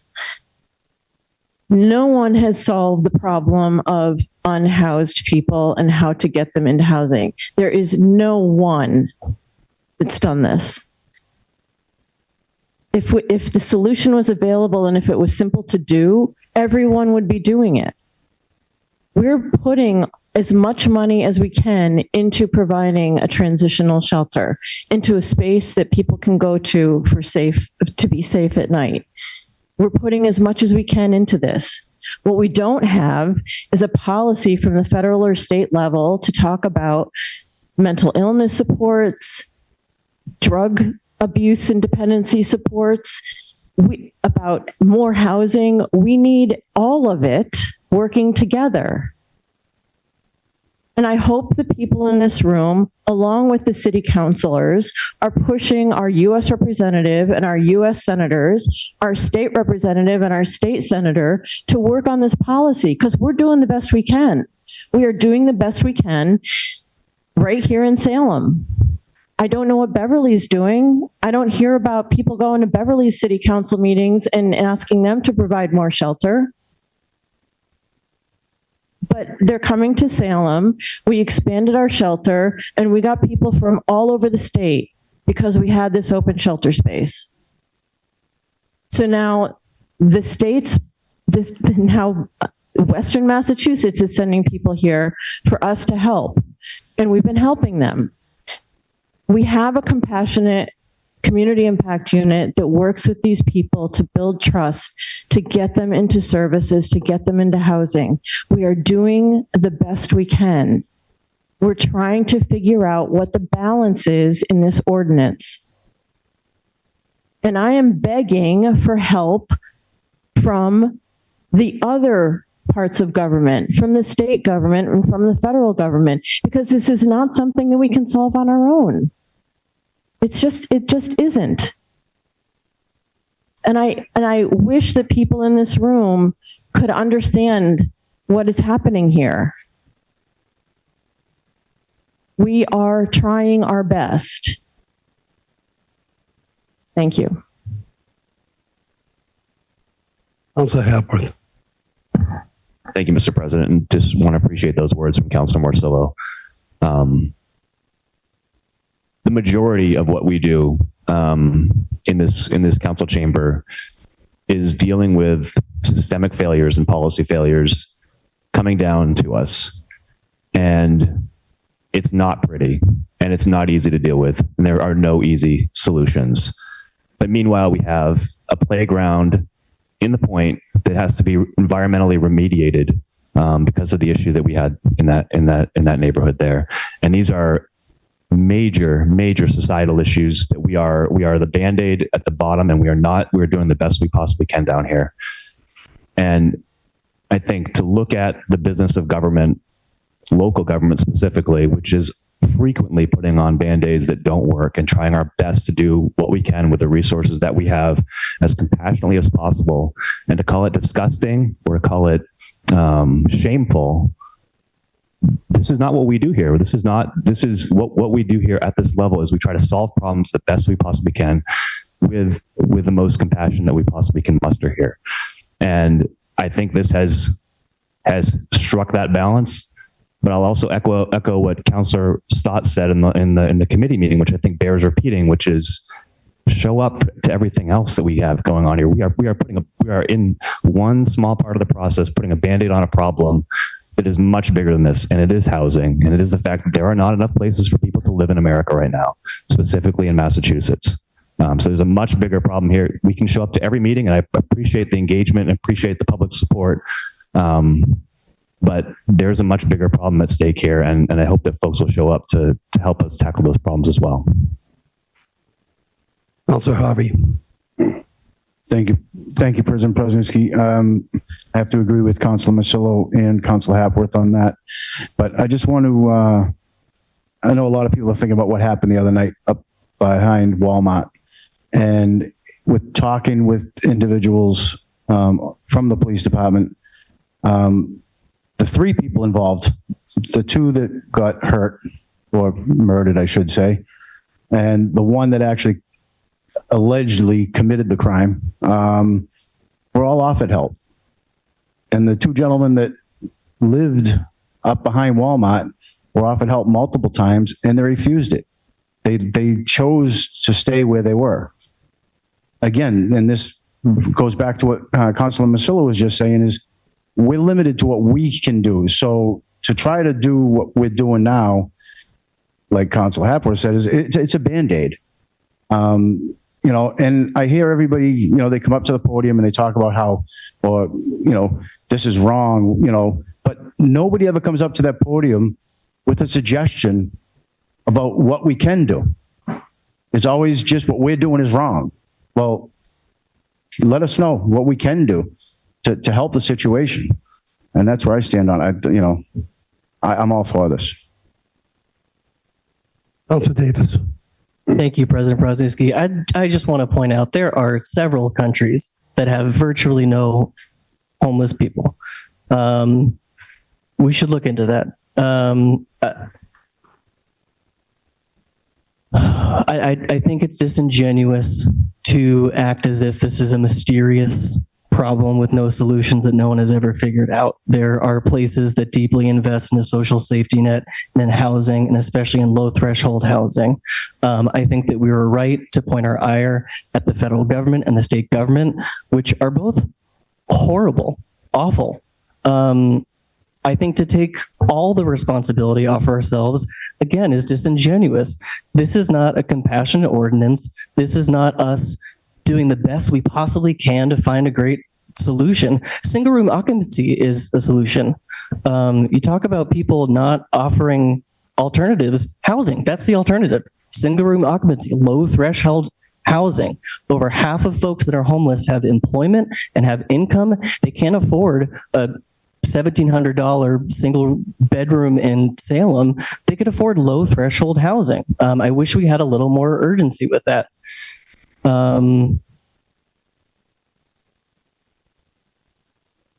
That's it for now.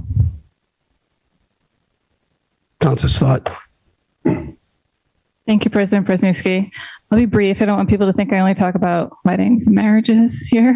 But, I'm in support of these amendments and in support of comments made by my fellow counselors, all comments made by my fellow counselors, and especially hearing the comments from the public. This is not something we take lightly. These are conversations that we have had over years. I look at this as a tool for everyone. We need to have resources for protections for everyone within our community. And it is not a solution for anything. This is not solving anything. I said this last year. I said the problem is just going to get worse and worse. What is a solution is if you look further down our agenda, we have amendments to ADUs to make it easier to build. We have another amendment to ADU to make it Halloween parking, not so much.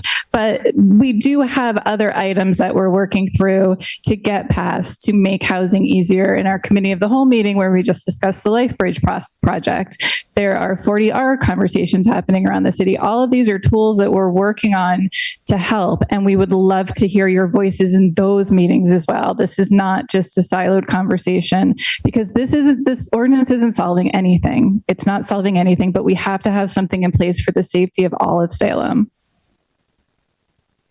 Councilor Cohen. Thank you, Mr. President. I'm somewhat offended by some of the language by Councilor Davis. The Supreme Court decision enable any community to move people. So if you don't have an ordinance, you have no notice, you can move people without cause. It was clear. I've stated this at the hearings last year. I used to work with homeless children. And it was devastating for me to see 8-year-olds who didn't have any place to go. And I could never help them, as much as I wanted to. When I first met Skylar and some of the people from Which City Action, I did some work, I donated some stuff, medical supplies and other things, and I think they do a lot of good work. They provide food and, some support in some ways and do laundry and other things. And I think that's really great that they do that on their own time. I agree that there's no solutions through this ordinance. Harbor Light, I really want to maintain that every single person who is unhoused has a potential different solution. Some could be having a caseworker at the Department of Mental Health or with Elliot to get them housing. I've been working with one of the unhoused people who spoke today to try to get that person to a different place. And I think the most important thing that I can do as a counselor is to be honest. And I remember a couple of conversations I had with Counselor Davis. One was with Mr. Nunez. He and I, it was awkward, but we had a meeting. And Counselor Davis came and joined us. And I specifically asked Mr. Nunez why he was verbally against Harbor Light. And he didn't really have, in my estimation, a good answer. But I turned to Counselor Davis, who didn't really have an answer either. And more than anything, I asked Counselor Davis, because we talked about some of the stuff that I do on my own with some of the unhoused people in Salem, with the transition center and other places. And I asked him if he knew any unhoused people, specifically anyone by name, and he said no. And so, I'm not some great champion for unhoused people. I can do a whole lot more. I think as a community, we can do more. But don't be a champion and tell everyone how great it is. And you got to do it on the ground. And this indignant, what you said at the rally, what you say at the meeting, in the hearing about how cruel it is. I'm going to go back to what I said when I first introduced the recommendation. And that is that every community that surrounds us offers no notice, has no list, has no offer of shelter. And yes, we don't have enough housing. But the fact that we have a transition center that we didn't have before the ordinance, and we are trying to maintain it, and I wish it was 150 beds and not 20 beds with 5 extra beds. But this idea that, this ordinance in its totality, yes, some of the amendments, I understand how people would think that it's maybe a little more regressive than the ordinance or whatever, but I'm just saying it is significantly less cruel than what every community that surrounds us is able to do and does. I am proud that we have LifeBridge. I am proud that we have Harbor Light. I wish we had 8 Harbor Lights in Salem. And the transition center is different than LifeBridge or River House or some of these other shelters. It's come as you are, stay as long as you want. If you have a pet, if you're couples, if you've had some kind of issue, that you can't get into one of the shelters, you can go there. And I actually worked with one of the CIU and escorted someone there late last week. I don't know if they stayed, truthfully. So when I bring cheese bread or whatever, I don't really interact with people because it's like 5 a.m. But I will tell you that when I'm interacting with people who are outside or in Riley Plaza, which is in my ward, like I said before, I ask every single person that I see that's unhoused, are you okay? Are you safe? Did you get a meal today? Okay, so everyone can do something.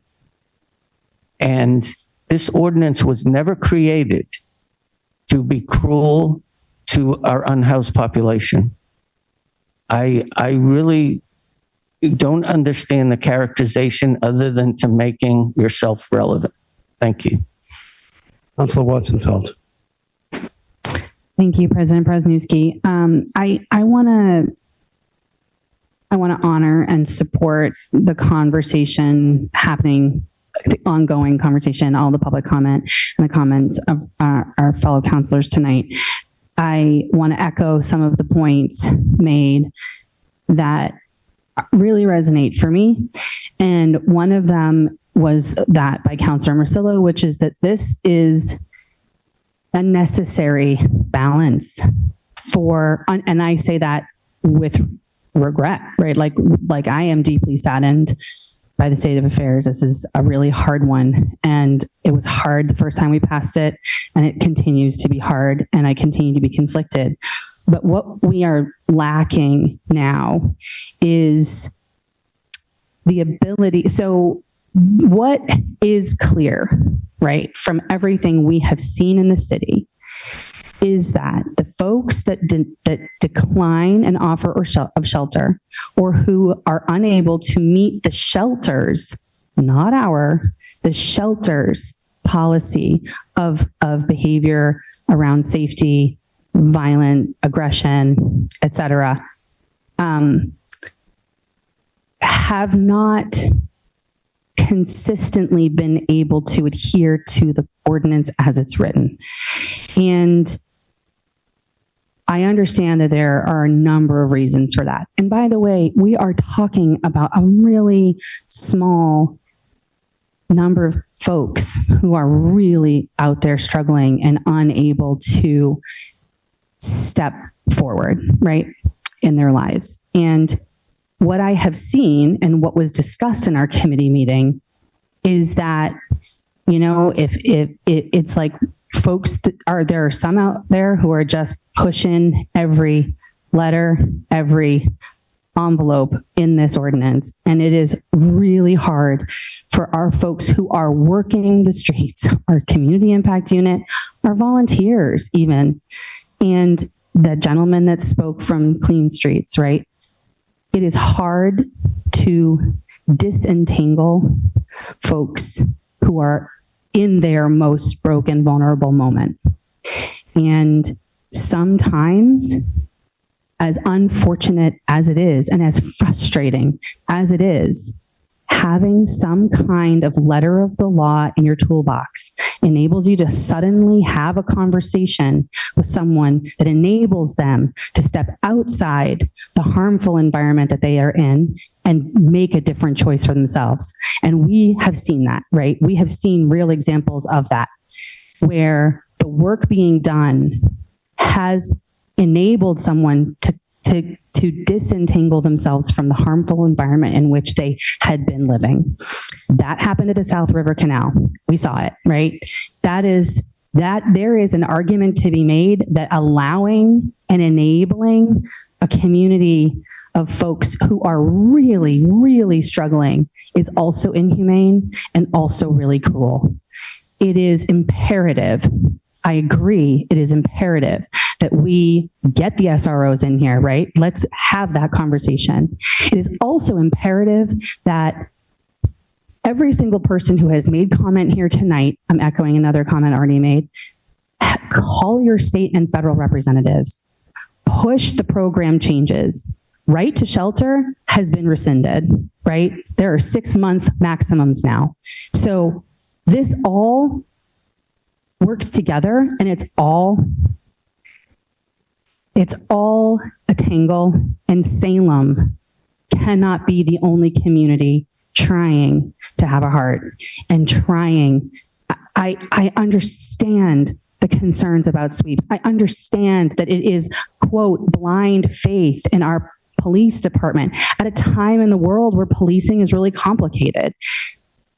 All I can say is, here and now, we have the best CIU in the country. Right now, we have the best ordinance in Massachusetts with the greatest amount of heart and compassion. What we also have are vans and cars of people coming here because this is an ordinance that has more compassion, that we are a community with more resources and compassion. Where, like, again, quoting Councilor Marcillo, where are our fellow communities in this? Where are our fellow communities taking any action whatsoever to help their unhoused neighbors? Unfortunately, I am one of 11 votes on the Salem City Council in Salem, Massachusetts, at the bottom of the municipal line. Like, this is it. And we cannot continue to be the person and the people in the group that just say yes to everything despite the proof of it causing harm in many instances and taking everything on for our community. We're doing it with shelter. We are doing it with housing in most cases.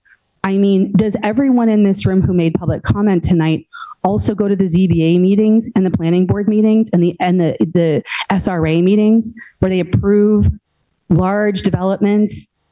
Does everyone here know that we passed an inclusionary zoning ordinance that requires a certain number of affordable, even if it's not low A, affordable housing units? We are incrementally taking every step we can across the tangle to make better change in our community. And we serve everybody, whether they all want the help or not. And unfortunately, I have come to a point as the Ward 2 city councilor where I'm going to support this so that our community impact unit and our street working folks and volunteers have more in their pocket to help these people disentangle and take a step forward. I understand that 50% of our unhoused neighbors have income. I 100% understand that we have a public health problem and access to mental health support problem. I understand that we have a massive issue with drugs in our community. We can't solve it all tonight, and we can't solve it all with one ordinance. But at this point, unfortunately, I think this is necessary. Thank you. Councilor Davis. Thank you, President Prosnowski. I'd like to address, this is the second time Councilor Cohen has told a lie that I mentioned not knowing the names of unhoused people. First of all, it's irrelevant to the issue. It's irrelevant to my advocacy. I can advocate for folks that are incredibly marginalized without tokenizing them, without knowing, without preparing a list for every counselor here, in the same way that when we passed the sanctuary resolution for trans folks, I didn't go around the room and ask everyone to name 5 trans people they know, because that would be offensive and ridiculous and irrelevant. And it's also a lie. I have family members that are unhoused. I've been to several Which City Action meetings where I was able to meet unhoused folks face to face. For you to not only use your position in this room, in these meetings, but also as the chair of a committee, to use your position to launch such a ridiculous smear and personal attack, I think is a really irresponsible use of your position on that committee and as a counselor. But this isn't about me. This is about unhoused people. I find it offensive that we keep bringing up the horrible things, the horrible incidents that have happened to unhoused folks, as if that leads us to this one solution.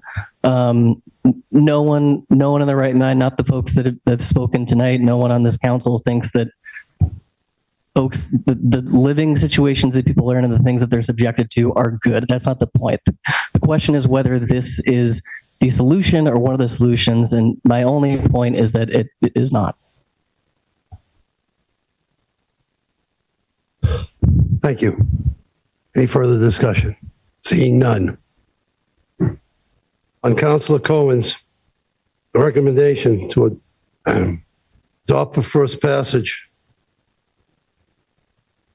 the ordinance to amend the ordinance relative to Chapter 24, Section 31, related to camping.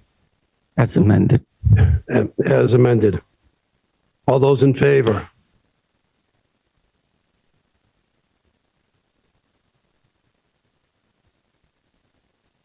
The amendment was to remove the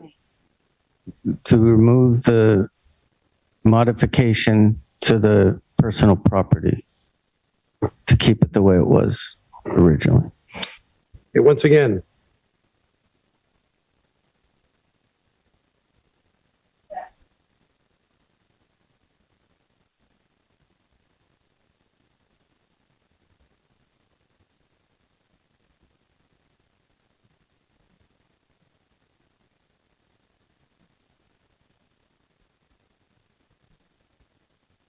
On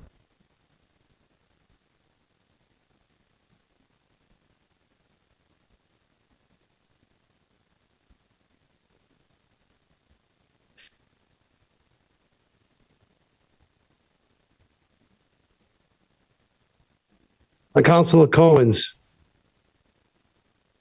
recommendation for first passage. Okay.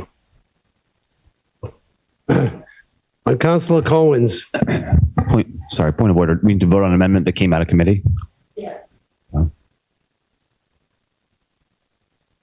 adoption of the recommendation, the amendment.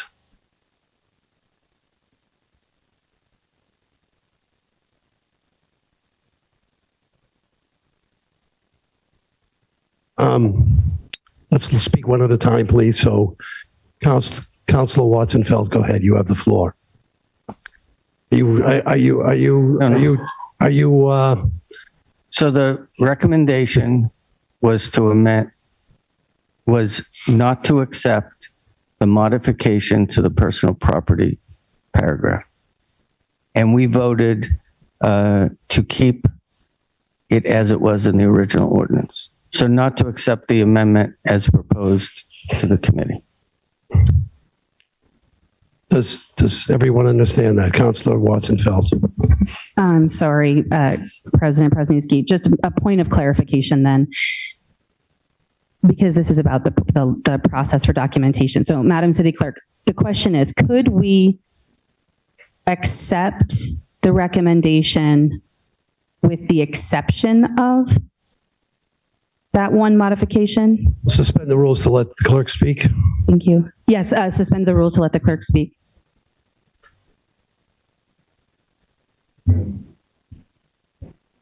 I don't have the original camping ordinance in front of me. Did the original camping ordinance that was originally adopted have this red line version of the clothing, hygiene products, and toiletries in it? And this, when the amendments came in from the mayor's office, it was redlined out. So so it was in the original ordinance, and so you're keeping it in. So then, no, you do not. Then you're keeping it in. Then it's in the ordinance right now. So you're not taking it out. Point of clarification again, Madam City Clerk. What went into committee and has come out is a recommendation to accept to adopt amendments suggested by the mayor's office. We are now voting, as I understand, to accept all recommended amendments with the exception of the sentence in section 2, I think, section 2. And you have my copy, so I can't speak to it.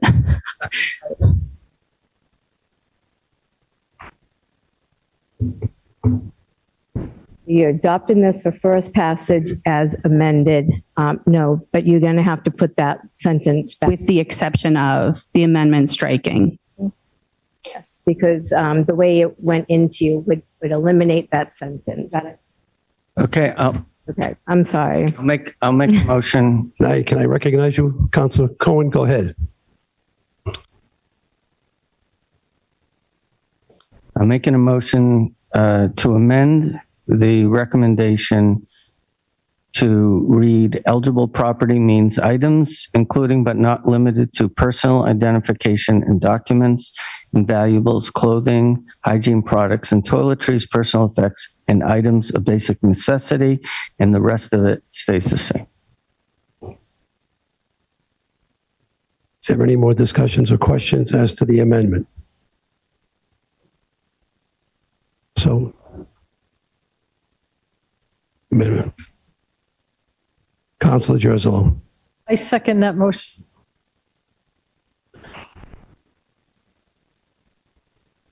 And Councilor Cohen's recommendation. That we amend the ordinance relative to camping for all but the section on valuables for first passage. All those in favor? All those opposed? Matter carries 10-1. Glad that one's clear. Communications from city officials. We have the planning board's report and recommendation relative to the proposed zoning amendments to accessory dwelling units. Councilor Marcelo. Thank you, President. I move that this be received and filed. So Marcelo moves that it be received and filed under discussion. No discussion yet. Any further discussion? All those in favor? Matter carries. Further communications from city officials. At this point, the ordinance to amend an ordinance relative to zoning and accessory dwelling units. Councilor Marcelo. Thank you, President. I move for adoption for first passage as amended by roll call vote. Councilor Marcelo moves for first passage as amended by roll call vote. Under discussion. Thank you, President. At the joint public hearing, we reviewed the amendments to the accessory dwelling unit zoning ordinance proposed to bring our ADU ordinance in line with the new state law and to clean up the language. There are 3 areas of change. The first amendments are to section 3.1, the table of principal and accessory use regulations, deleting the existing entries for affordable accessory dwelling unit attached to or within a principal dwelling and affordable accessory dwelling unit within an existing detached accessory building, both of which were allowed by right in the 4 residential zones plus the NRCC. With the removal of these 2 ADU uses, we are adding a new accessory dwelling unit use allowed by right in the 4 residential zones and the B5 and NRCC, and as I will soon move to amend, in the B1 zone. This follows the regulations as written by the Executive Office of Housing and Livable Communities. These regulations require ADUs to be allowed by right in all zones, which allow single-family homes by right or by special permit, regardless of how the zone is named. The approval process cannot require a special permit or other discretionary zoning approval for the use or rental of an ADU. The second set of amendments is to section 3.2.4, accessory buildings and structures. These changes include explicitly excluding ADUs from the rules about where accessory structures can be located in the front or side yard, while removing any further reference to the ADUs from this section covering the setbacks and maximum height of accessory structures. The third set of amendments is to delete and replace section 3.2.8. These amendments include further regulations from the Executive Office of Housing and Livable Communities, specifically that the dimensional standards cannot be more restrictive than a single-family home, the principal dwelling, or accessory structure, whichever is more permissible for each of the standards, and that there can be no requirement for owner occupancy or family relationship for the ADU or principal dwelling. Rent restrictions, which Salem had required for ADUs, are no longer legal, though Salem will offer a pathway for reduced rent in exchange for a decreased property tax. Size limitations remain at 900 square feet or 50% of the principal dwelling. In the case of a lot with 5 or fewer units, the amendments allow 1 ADU per principal dwelling unit via a special permit, with a maximum height of 18 feet for detached ADUs. For non-conforming lots, which describe 70% of Salem properties because our zoning was broken from the day it was written, the ZBA will determine by majority vote whether or not an ADU will be substantially more detrimental than the existing non-conforming structure to the neighborhood, but no special permit will be required. The planning board in their letter acknowledges that these amendments match state regulations and strive to make it easier for Salem residents to produce ADUs. Their discussion again hit on the cost of creation of these units, especially new detached ADUs, as was discussed in 2022 when the ADU ordinance was last amended. The planning board recommended that section 3.1, table of principal and accessory use regulations for ADUs, be amended to allow ADUs in the B1, as discussed during the joint public hearing. Inclusion of the B1 was an oversight on the part of the planning department, and it is very clearly included in the EOHLC regulations. The planning board then unanimously voted to recommend adoption of the ADU ordinance as amended. Finally, I want to underscore that Attorney Robin Stein from KP Law clearly described how and why the EOHLC has the authority to promulgate regulations for the ADU state law. Their regulations are what the city must follow regardless of the views or interpretations of residents who may not like the law or the regulations. At this point, I would like to move that we amend section 3.1 to place a Y in the B1 column for accessory dwelling unit, which will allow ADUs by right in the B1 because single-family homes are currently allowed by right in the B1, and this follows the EOHLC regulations. Any further discussion? Counselor Harvey. Thank you, President Prosnowski. As far as passing this for first passage, unfortunately, I still have a lot of questions in regards to some safety concerns, some code issues. And I think some of this stuff has been overlooked. So, I mean, I don't know what I need to do, but I would like to see it stay in committee so we can get some clarification.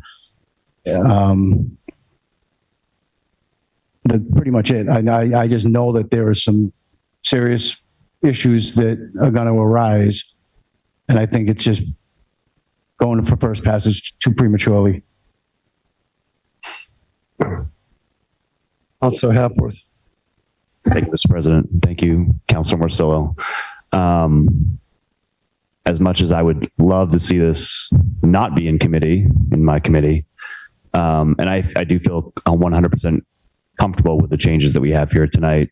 I think if my colleagues have good faith questions about these, and I think they probably do, happy to send this to committee, have those conversations, bring it back out, and then bring it in for first passage. But I want to just clarify if a motion is being made right now or not. Counselor Harvey. Thank you, President Prosnowski. Yeah, I'd like to make a motion to send this back to committee. I'll second it, entertain it. Counselor Burrow, second. Under discussion, Counselor Marcillo. I just want to clarify that this is zoning and it is not code. It's not building code. It does not cover building code. And so to bring it to committee to talk about a different part of the ordinance, that's not what's in front of us. This is just the zoning. Counselor Harvey. Thank you, President Prosnowski. I understand this is zoning, but how can we change the zoning knowingly that there's code violations? It says right in the Massachusetts state law that the ADUs cannot supersede building code, fire code, and and some other codes. So to change the zoning and allow people to pull permits because the zoning allows them to, with one being not owner occupied, two being if it's not owner occupied and you have a separate building not attached to that particular building, but yet they're saying all utilities have to be one. Now you're taking that accessory dwelling unit and you're putting it in harm's way because if unit number one doesn't pay their bill, unit number two now has no fire protection, no electricity, stuff like that. So to allow the zoning to go through, I feel it needs to go back into committee and be discussed properly. Counselor Davis. Thank you, President Prosnowski. If I understand this correctly, we're doing this because of state regulation, right? I mean, I'm not sure what could possibly happen in committee. We have to pass this. And we got a housing crisis. I'd love to vote on this tonight. Counselor Merkel. Thank you. I am also willing to pass this tonight. I was satisfied with the previous meeting, the lawyer that presented on this as well, the explanations of the state regulation compliance and the process that it does have to go through.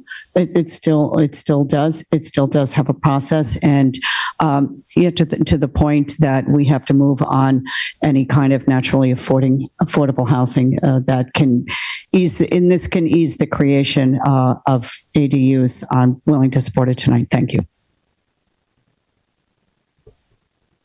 Councilor Harvey. Thank you, President Presnewski. Just to clarify something else too, the attorney that was here when she was discussing this used the term when she was talking about the actual law that it was her determination.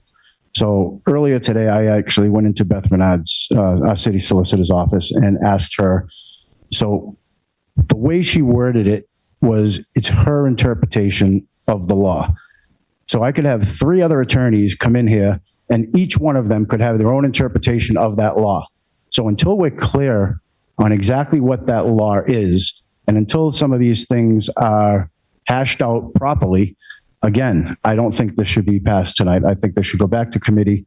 And even if we have to have another full-blown council of the whole with the public hearing meeting or get the planning board, there's too many gray areas in this right now.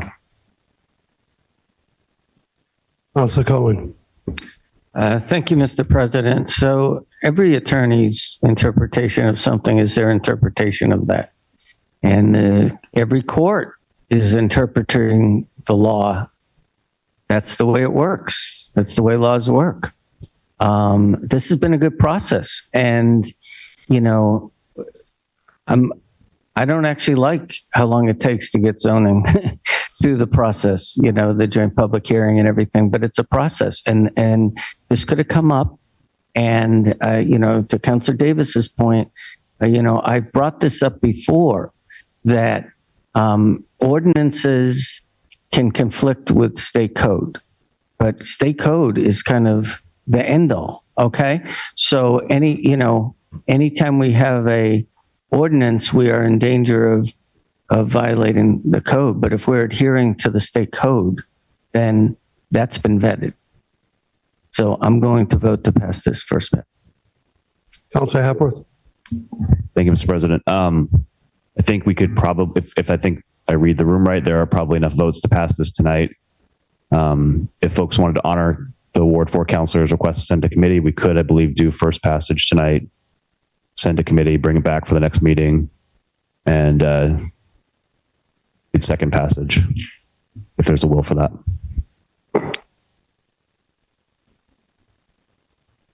What Councilor Hapworth is suggesting is that we make it first passage tonight, but hold a committee meeting between now and the second passage, or final passage. I think that would, yeah, I think that Councilor Harvey would need to amend his decision for first passage tonight and send to committee.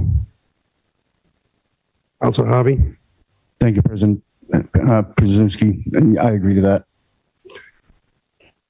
Amend the amendment. You want to amend your motion? First passage tonight, but with a meeting with the council of the whole going to Ola. So there's a motion on the floor by Councilor Harvey, seconded by Councilor Varela. Sorry. Councilor Harvey moves to amend his motion for a council meeting and not make it go to first passage, but instead he is asking that it go to committee.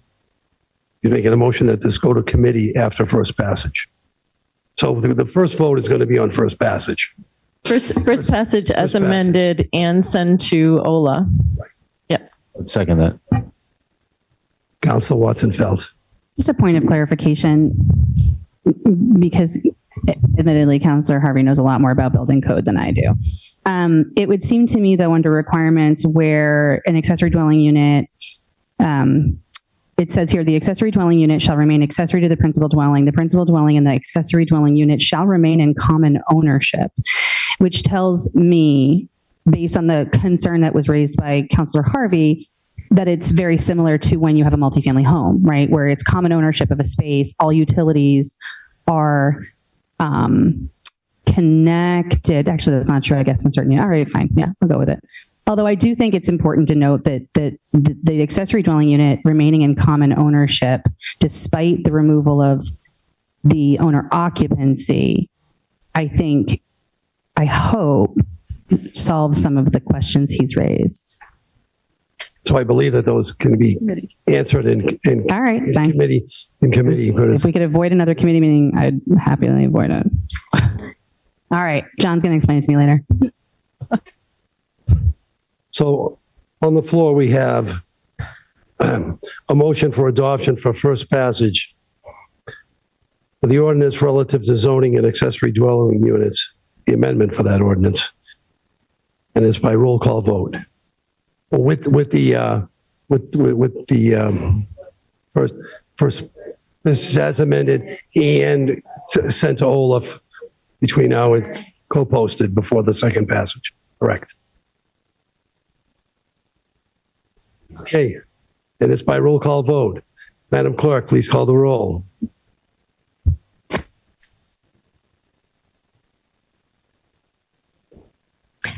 Council Watson Felt. Yeah.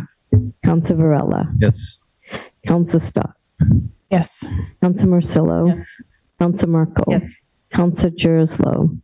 Yes. Council Harvey. Yes. Council Hapworth. Yes. Council Davis. Yes. Council Cohen. Yes. And Council Prosnewski. Yes.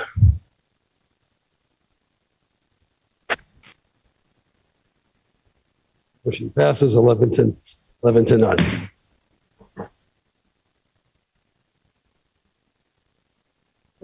Further communication from city officials.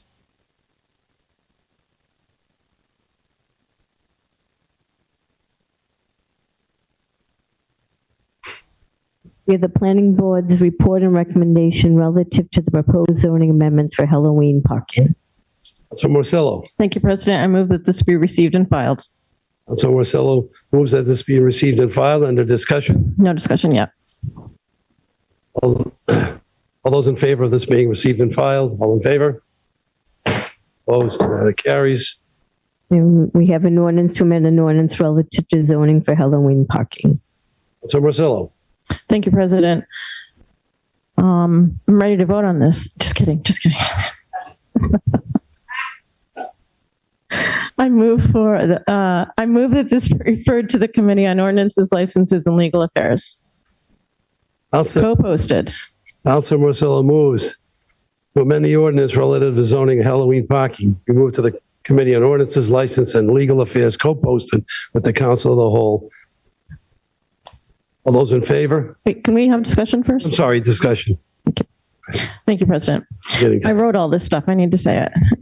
Here we are again in our annual attempt to diminish the impact of cars on our city during our peak tourist season.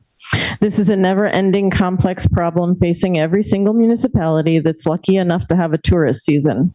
If anyone had the secret sauce to solve the problem of too many cars on the road, it wouldn't be a problem anymore, and we wouldn't be continuously trying new ideas.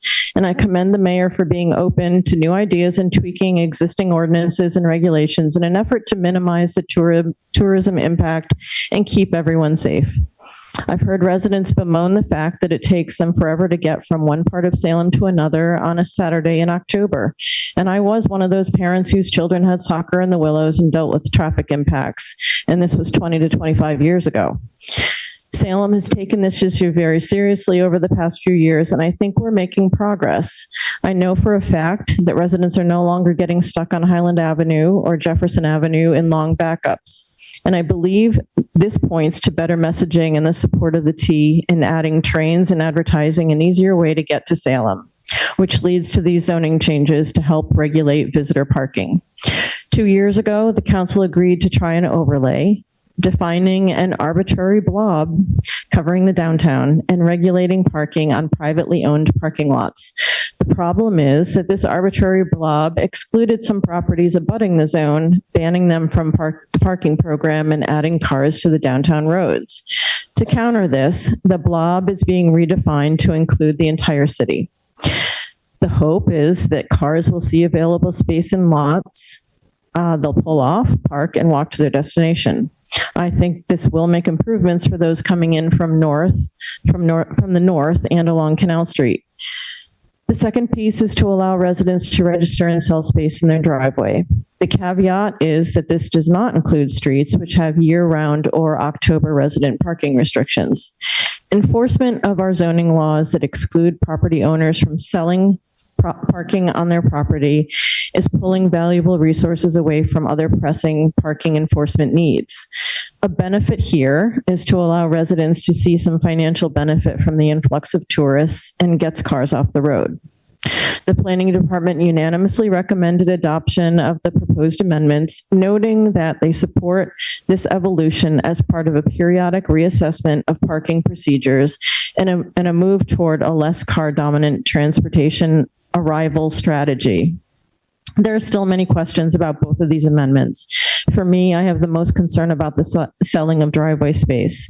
We need to see proposed regulations before making any final decisions, and therefore I am recommending that this be referred to the Committee on Ordinances, Licenses, and Legal Affairs, co-posted. Any further discussion? Seeing none.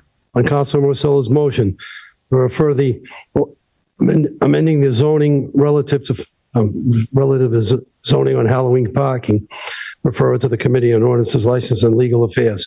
All those in favor? All those opposed? Matter carries.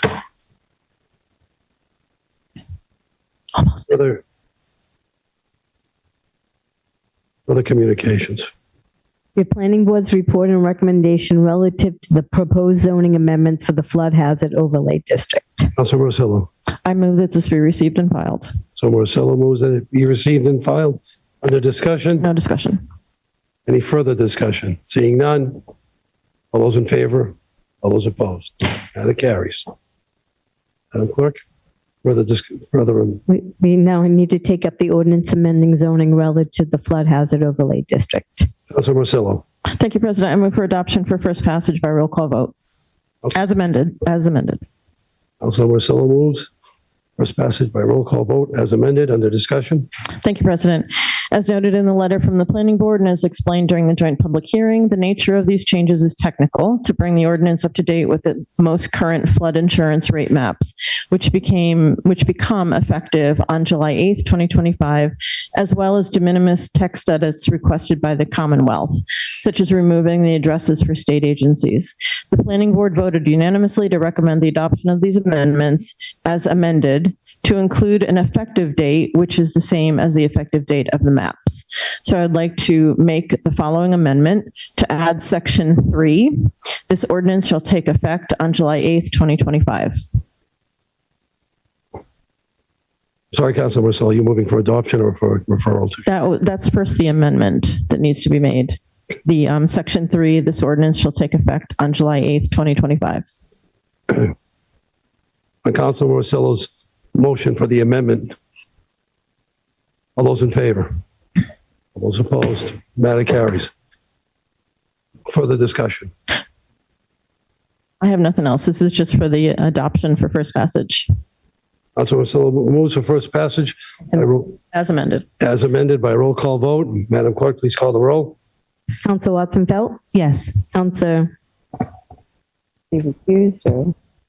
Be back. Okay. Council Stott? Yes. Council Morsillo? Yes. Council Merkel? Yes. Council Jerslow? Yes. Council Harvey? Yes. Council Hepworth? Yes. Council Davis? Yes. Council Cohen? Yes. And Council Prosnewski? Yes.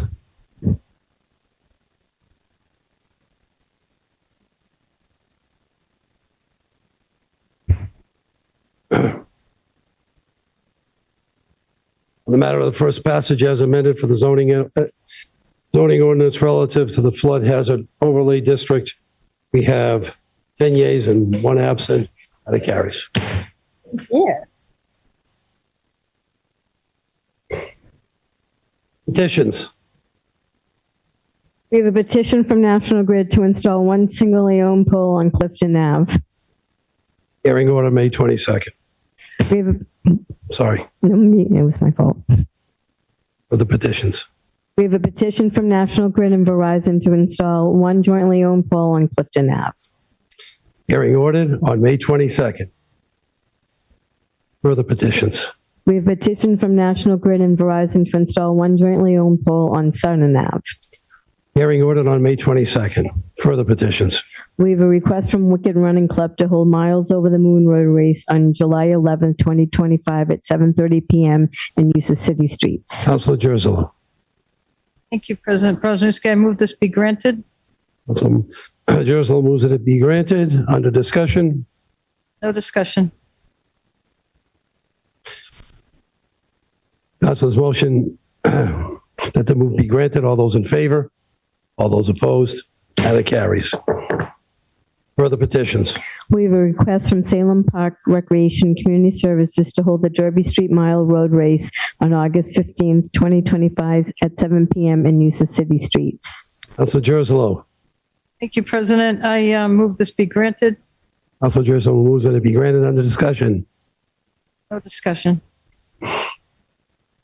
Great road race. All those in favor of Councilor Gersolo's move that it move be granted? Favor? So voted. Further petitions. We have a request from YMCA of the North Shore to hold the Witch City 5K Road Race on October 4th, 2025 at 9 a.m. and use the city streets. Councilor Gersolo. Do I move this be granted? Councilor Gersolo move they be granted. Under discussion. Any other discussion? All those in favor of Councilor Gersolo's motion? And it carries. Further petitions. We have a request from the residents on Juniper Ave to hold a block party on July 4th, 2025 from 4 p.m. to 8 p.m. Councilor Gersolo. Thank you, President. I move this be granted. Councilor Gersolo moves that it be granted. Under discussion. No discussion. You're kidding. It's a late night. Let's keep moving. Any other discussion? Seeing none, on Councilor Gersolo's request for the block party, July 4th, down the Willows. All those in favor? All those opposed? Matter carries. Further petitions. We have a request from the residents on Wisteria Street to hold a block party on May 11th, 2025 from 2 p.m. to 5 p.m. with a rain date of May 18th. Councilor Cohen. I move that this be denied. Councilor Cohen moves that this be denied. Under discussion. Thank you, Mr. President. A couple of residents on Wisteria Street had a really cool idea to have a block party, but they haven't yet surveyed other residents on the street. They did mention it to the police. They actually didn't include in the application which portion of Wisteria. So I had a conversation with them, and they have a couple of future dates. They're going to talk to as many residents as they can and reapply for the block party. Any further discussion on Councilor Cohen's motion that this be denied? All those in favor? All those opposed? Matter carries. Further petitions. We have the following license applications for limousine, public guides, taxi operators, and vehicle for hire operators only. Councilor Hapworth. Thank you, Mr. President. I move this be granted. Councilor Hapworth moves that it be granted. Discussion. No discussion. Councilor Hapworth's motion that these applications be granted. All those in favor? All those opposed? Matter carries. Further petitions. We have 3 claims. Councilor Hapworth. Thank you, Mr. President. I move to refer to the Committee on Ordinances, Licenses, and Legal Affairs. Discussion. No discussion. Councilor Hapworth moves that these matters be referred to Committee on Ordinances, Licenses, and Legal Affairs. All those in favor? All those opposed? Matter carries. Unfinished business. With the second passage of an ordinance to amend an ordinance relative to Chapter 46, Section 38, Water Management Plan and Use Restrictions. Councilor Hapworth. Thank you, Mr. President. I move for adoption for second passage. Hapworth moves for adoption of second passage. Under discussion. No discussion. On Councilor Hapworth's motion to move for second passage on the amended ordinance, Water Management Plan and Use Restrictions. All those in favor? All those opposed? Matter carries. Councilor Morcillo. I'm sorry. That's too late.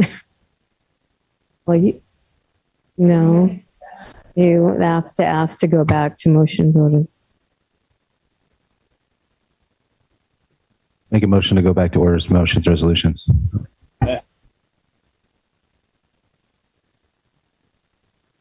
Councilor Varela makes a motion to go back. Motions, orders, and resolutions.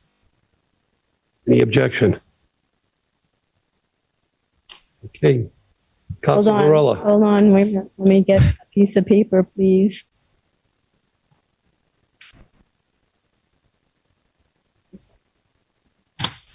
Okay. Recognize me? All right. Thank you, President Brzezinski. City of Salem, City Council, April 24th, ordered that the Committee on Government Services co-post with the Committee of a Whole discuss creating a new policy concerning the use of City Council chambers as well as reviewing Salem Code, Chapter 2, Section 10.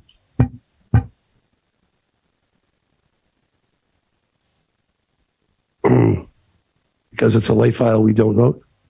Let's vote on it going to committee. Sorry, co-post with the Committee of a Whole. I think I said that. Just make sure.